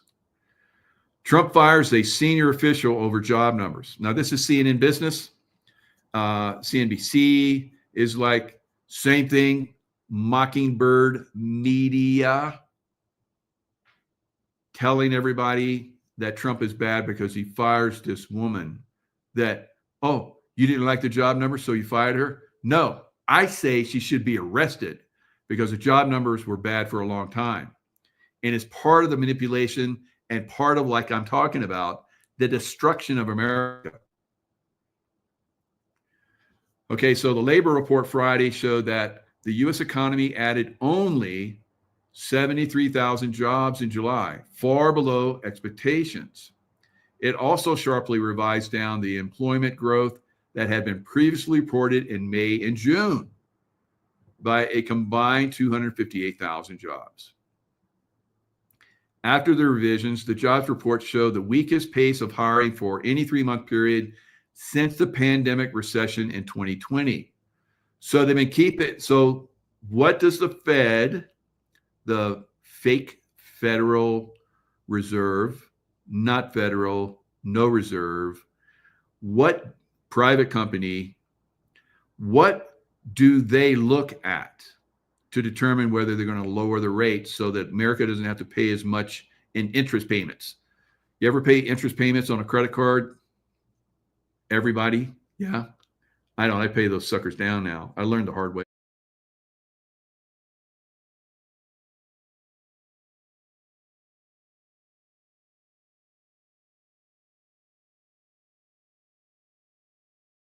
And then I had to build it back step by step.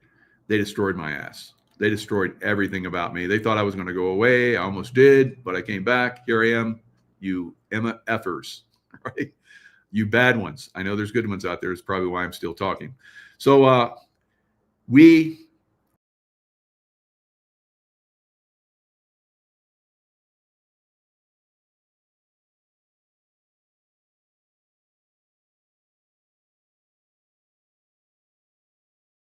condo. I was like, God, I paid this thing for 10 years and it's like, what the hell?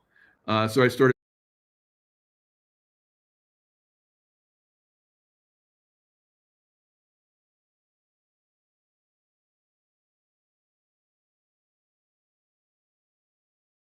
So I started making double payments, and it's like, and still barely budged. So 30 years. It takes 30 years to pay off. Let's say you have a $300,000 house. By the time you pay it all off, it's going to be $1 million house. It's bullshit, right? But anyway, it's that high or higher depending on the interest rate that the Fed manipulates. And they've been manipulating it since 1913. When they were able to come into the dead of night and take over our government, right? So the jobs. And so Trump has been saying, I want that interest rate down. So that would help Americans, and Americans wouldn't have to pay as much interest. So they it's the difference between paying a 21% credit card interest and a 8%. You know, you're lucky if you get an 8%. I don't think they even have that anymore, but that's why I always pay my shit off, right? So I don't like giving any bankster any money that I don't have to, right? But they have ways. They have their ways to get it, and you have to be very vigilant. So anyway, Trump's like, bitch, you're fired. And all the news organizations are coming after Trump. This is the way this game is played, right? That's a deep state basically have been manipulating these, and somehow somebody found the burn bag and the real numbers came out, right? That's the way these things are working. That's good. It's a slow, methodical process, but it is working, and probably in a slow, methodical process to the point where it's not going to make that much of a difference, guys. The whole system's got to go. All right, so let's look at what these banksters and their government manipulators have done. All right, so here's the U.S. Bureau of Labor Statistics, of which this bankster manipulated woman was helping. Total non-farm payroll changed little in July, only up 73,000, and has shown, has shown little change since April. U.S. Bureau of Labor Statistics reported today.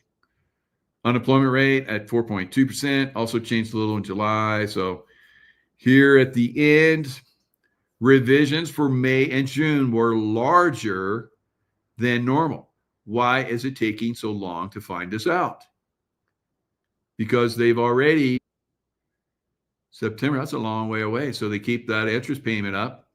They keep, rates up high enough that people are getting destroyed. People can't afford housing. It's a destruction of America.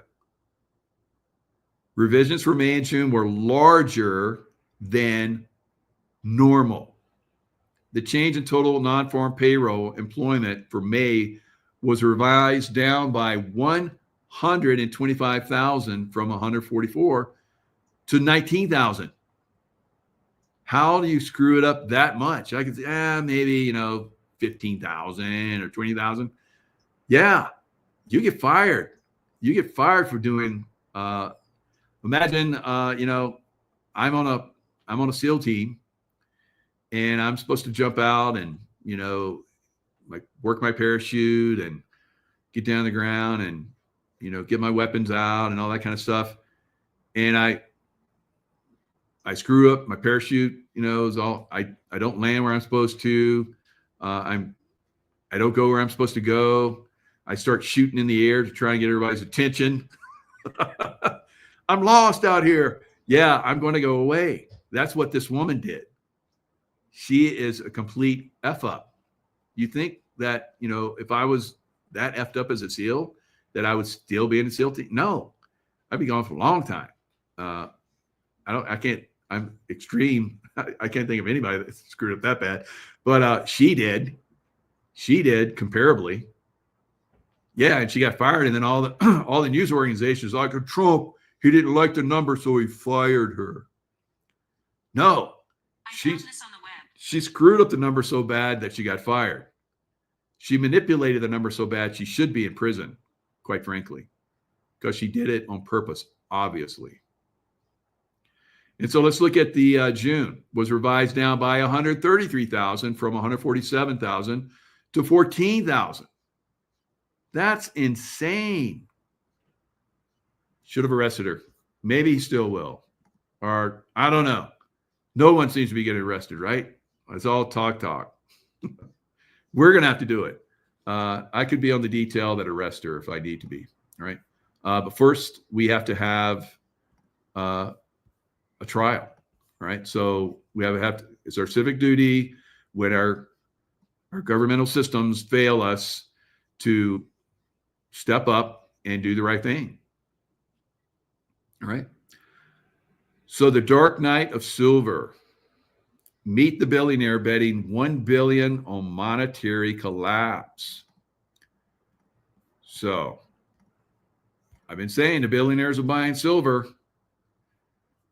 They know something. All right. So this is David Bateman, not Bruce Wayne, but close. He's the billionaire tech founder of Entrada, and now apparently the newest self-styled guardian of sound money. All right, so this is what he says. Here are the reasons I invested close to $1 billion in precious metals over the past 6 months, including the purchase of 1.5% of the annual global silver supply, 12.69 million ounces. All right, the global monetary system is about to collapse. The Great Reset or Basel Endgame. The biggest credit bubble in history will soon pop, 300 trillion. There is no way the U.S. can refinance its 28 trillion in maturing treasuries in the next 4 years without an obscene amount of printing fake money. Trump tariffs are hastening the collapse, and it's by design. Gold and silver are the only meaningful life raft. Physical possession is everything. The whole world right now is a sophisticated game of musical chairs. The chairs are precious metals.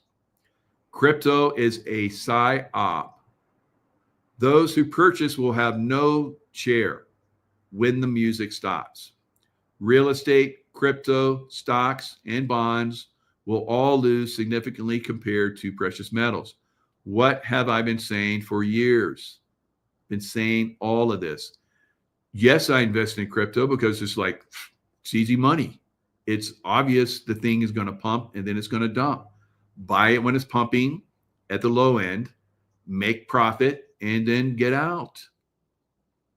It's easy money, has been. You guys that have been holding on for a long time are going to find out, right? The banking system has been meticulously designed to seize your assets to buoy up a collapsing banking sector. See the great taking. You have zero counterparty risk with precious metals.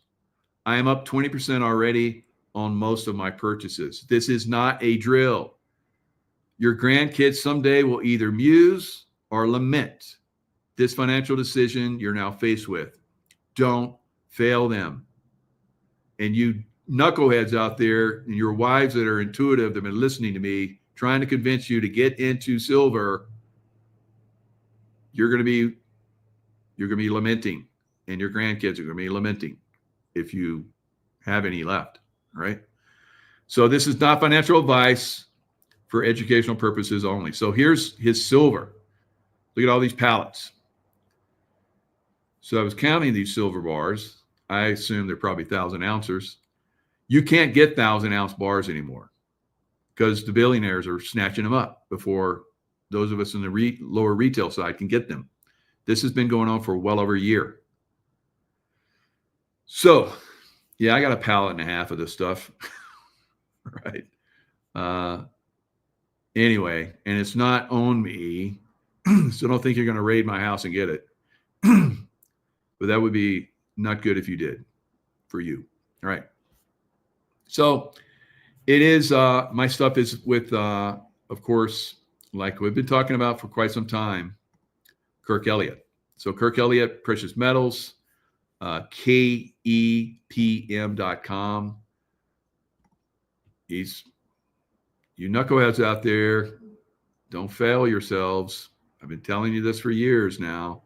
It's getting down to the wire. Down to the wire now. Okay, let's look at this stuff. Let's look at, let's say, Mike, I can't, buy enough to put with Kirk Elliott in the warehouse. What do you recommend? All right. So I would recommend you get as big of an ounce bar, silver bars, as you see right here. Like I said, there's no more 1,000 ounces out there. And if you can get 1,000 ounces, but I haven't seen them, like I said, for years.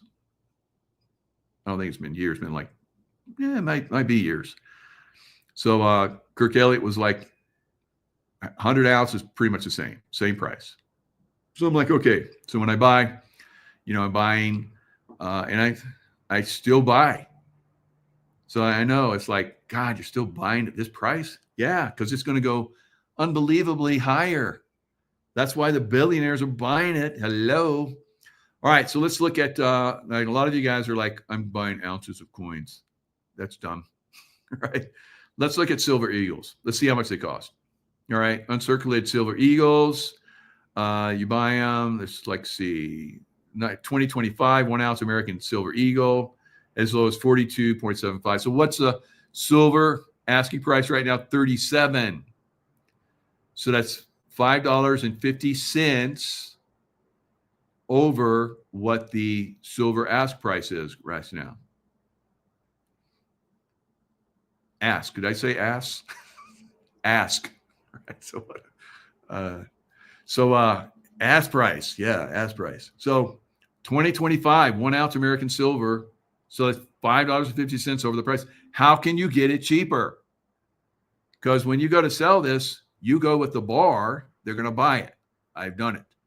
Or if you're with Kirk Elliott and you got them stacked up in his warehouse in Texas, where it's guarded and insured, you're going to be able to instantly transfer it into cash, which then can be transferred to your bank, or you can transfer it over to gold, which is my intention at some point, because silver pops fast and high, and then gold starts to ramp up after that. So it's done this over time. We talked about it. So, okay, $42.75. Now, Monster Box. So this is another way that you can get the silver cheaper, right? So as you see, some of this stuff is starting to sell out, guys. 2024 Monster Box. Monster Box has 500 1 ounce coins. So I bought a few of these over the years. So let's go, where's the Monster Box 2025? See, it says right there, it says you might like, all right? So as low as 21,375. So remember, for 1 ounce, it was 42.75. So let's see what happens when we buy 500 Monster Box silver. So right here, hopefully you guys can see my little calculator. So it's 21,375. So if you go back here and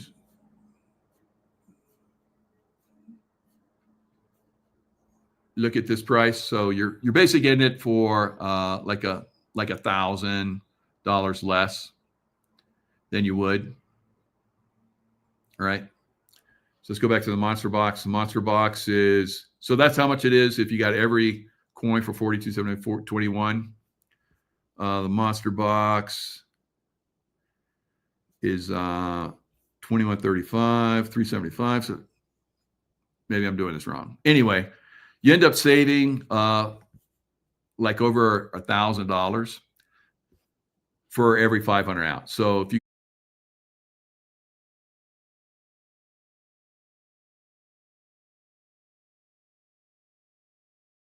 go like backwards on this. So let's go with the 100 ounce silver bar. Cheapest one you can get is 4,000, right? So you're getting like a Monster Box for free, 500 ounces, because you're going to go with the ounces of bars. So let's do this. What's 5 times that? That's 20,000. All right. So that's where it was. So 500 ounces was 21, whatever it was. And here it's going to be 20. So you're saving 1,000. So you're going to get, if you do 1,000 ounce bar or 10 100s, like I normally do, then you're going to save yourself a couple $1,000. And that's like getting a Monster Box for free. Hello. So from now on, you should slap yourself in the face if you don't go with bars, guys. Go with the most ounces that you can get. All right. So you're going to save a lot of money. And then when silver goes big, which it's going to, you can buy a lot more gold. Right. If you buy gold now, silver is going to go up much more per ounce than gold will. And if you bought the silver like this billionaire did, then he's going to take those profits and put it into gold, and gold's going to go to another level again. Now, if you're with Dr. Kirk Elliott, if you've been buying cost averaging every month, like most of us have, into Dr. Kirk Elliott's, then you're going to be able to do that instantaneously, like I saw. Now, if you bought this on your own, because a lot of people say if you don't have it in your possession, then you don't own it. It's in my possession in a highly secure compound, right? It's in my possession. If you had that much silver, where would you put it? In your home, in the garage, all right? And every time the garage door goes open or whatever, people look in, it's like, dang, he's got pallets of silver in there. I'm gonna rob his ass, right? He's a dumb fuck, right? So whatever. Now, if you're getting lower amounts, that's all you can afford. I hope and pray that you've been getting at least what you could afford, you guys. 5 ounces, 10 ounces a month, whatever it is, and hopefully you've been able to hold on to it, because I know the economy is tough. So, yeah. So I don't know what you're talking about, Kelly and John, about both in your rear. What are you talking about? All right. So if my moderators aren't, kicking you out, then I guess it's okay. You're just joking. All right. So that's what we're seeing. Converting to ounces. You want the biggest bar you can get. You don't want the coins. And you get the coins. So who knows? Maybe things. I have coins. Things go to absolute shit. You can, use your coins to buy gas or whatever. Because during before the Nazis came in, because this is the way they do things, guys. They destroy economies, and then everybody's like, that's what the New World Order wants to do. They want to destroy the world's economy. Now we need for it to be destroyed so we can build another one, but they're going to destroy it, thinking in their minds that we're going to be like the Nazis, like the Germans before the Nazis took over. We have a better way. We'll you guys have been wheelbarrow to get a loaf of bread unless you had silver, because I heard from one guy who was a little boy, still alive. He was a little boy during that time frame, and his father had silver. Their family had silver. So they would go to the supermarket or whatever, and there was stuff in the front for people that had the German marks, which were pretty much worthless. That was shit. And then in the back, got the good stuff. All right.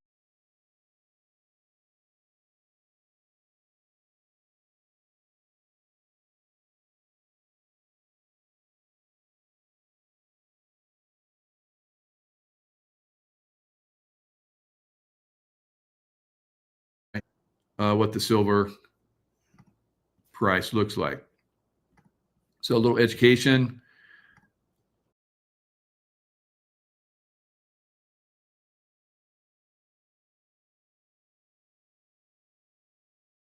So it bounced back a little bit. So the market went down pretty good today. Let's see, went down 542. The silver price got knocked down for a couple of days. So here was the last sell-off. All right. This was the last sell-off. All right. So I'm going to bring up this. Here's the Dow Jones. You see the Dow Jones went down. Silver went.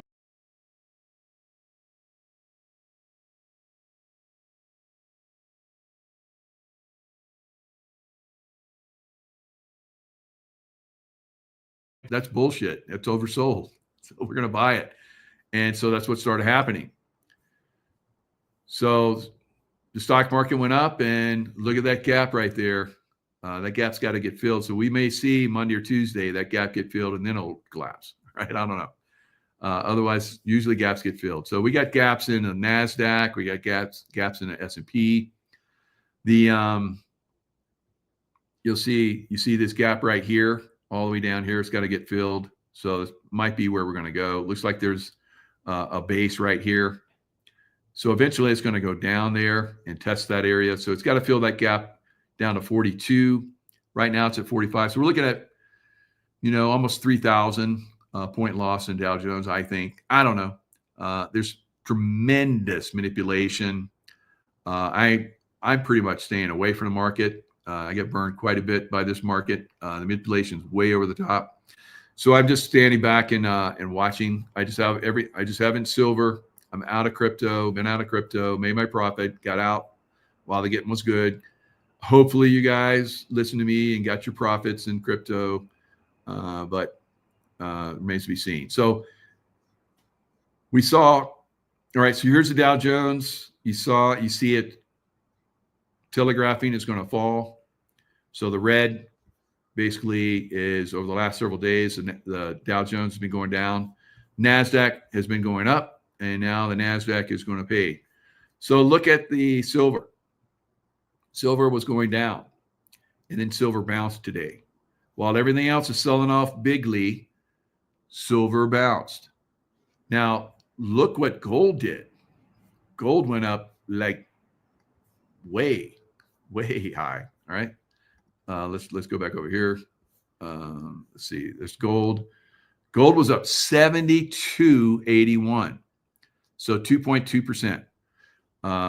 Silver was up much more, and then it pulled back at the end. So still manipulation going on with silver. We'll see silver skyrocket. We saw silver go down, not as much as last time. So look at that big drop last time with silver. This time it was measured, and it hit, see where all that congestion is? So it went down and tested that. That's a floor. So it tested the floor, and now is probably going to go to new highs. All right. It's going to break 40, 41 pretty quick, I believe. Now, I hope that it was going to break 41 and then test that low, but You know, it would have made it a lot easier when it started going up again to go to 45 and then 50. But silver's like that, very slow, methodical, and measured. It's one of the reasons why we like it. Now you see Bitcoin got trashed. XRP got trashed. It was down to like 290, something like that. What was it up to?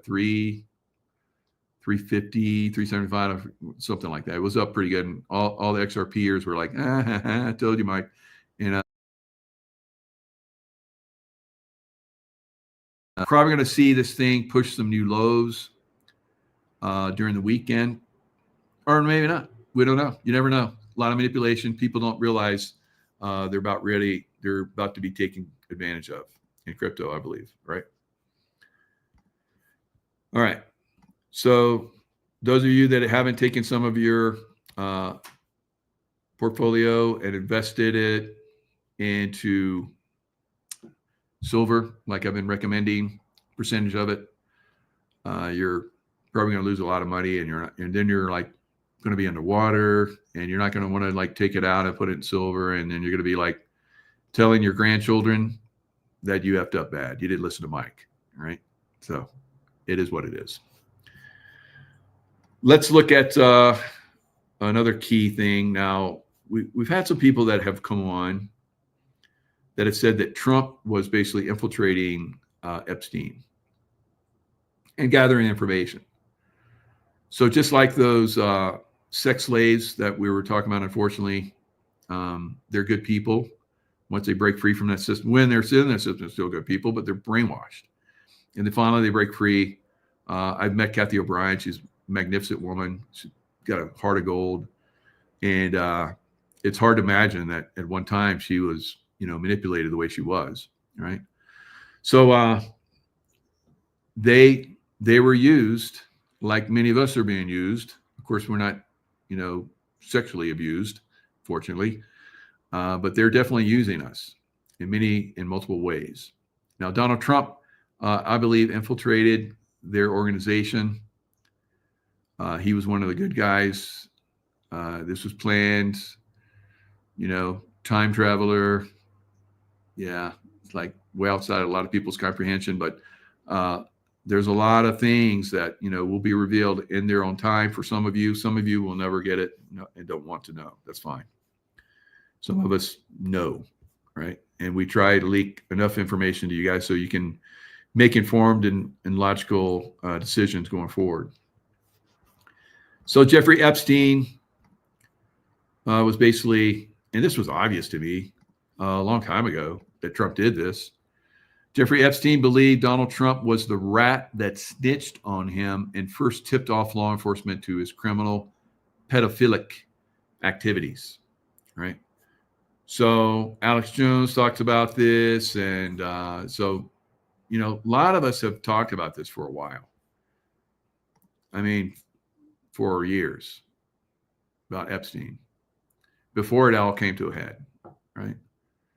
So, because I've been revealing about the pedophilia stuff for 5-6 years now, and it is making a difference finally, because people have to hear it over. You know how it is. People have to hear it over and over and over and over again. They're like, "Oh, wow, that's Trump infiltrated Jeffrey Epstein and got all the information. That's how he knows so much, and why they're attacking him, trying to like blame."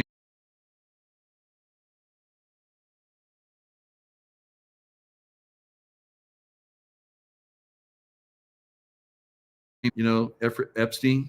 Oh, it makes sense now. You've heard it for like friggin' 5 years. And then one day you're like, I heard it from the hairdresser. She said it, and it just it rang truth for me. And that's however you remember it, however it happens, it's good. It makes a difference. All right. So I've been saying for a while, get out of Bitcoin. And there's been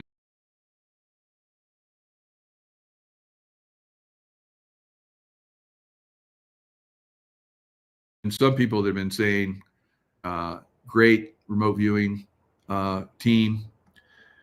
Look what Dick Algier has to say about crypto.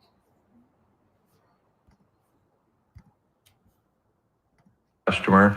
They don't require this type of information, but in special cases, transactions like this might be flagged.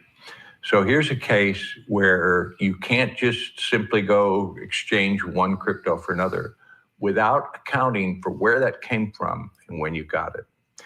We've said for a number of years at futureforecastinggroup.com that eventually all crypto wallets will be whitelisted. There will come a time when there will be, and this is going to be controlled by the on-ramps and the off-ramps. So if you want to change, use your cryptocurrency to buy property or to exchange to fiat money or do any number of things with it, you're going to have to go through an exchange or a broker or some other entity that controls the on-ramps and off-ramps. And they're going to, at some point, require you to account for your Bitcoin and all your other cryptos. When did you get it? What did you pay for it? How did you get it? Where has it been held? I know you don't want to hear that. Let's hear your comments and hear. All right. So a lot of you guys, crypto aficionados, you needed to hear that. All right. So here's the comments, like he asked people to do. Asking the government for crypto regulation is like inviting a vampire into your home. It's my money. Time to go to gold and silver and hard assets. Guys saying Bitcoin is freedom will get a reality check soon. You always sound so happy about the dystopia we are slipping into. I started buying BTC back in 2017, $50 here, $100 there, and continue doing so over the years, documenting my crypto history. It's all a blur. So if they asked you, I mean, I wouldn't, when did you buy that Doge? Oh my God. It's like, I don't know. Like, and what exchange did you use? It's like, I don't remember. It's like I transferred over to here and I transferred to there. And so they wanted this person, they were going to use one Bitcoin to buy XRP in this one exchange. And this exchange was like, where did you get the Bitcoin? When did you purchase it? And all these questions. Does that sound dystopian to you? Uh-huh. So the people will push back and most crypto will fall. Local currency and near free energy, small government, Smithsonian, blah, blah, blah. So that's pretty much where we're going with this. Now, I've known this for a long time. People reported about it. And like I said, it was to make a quick profit.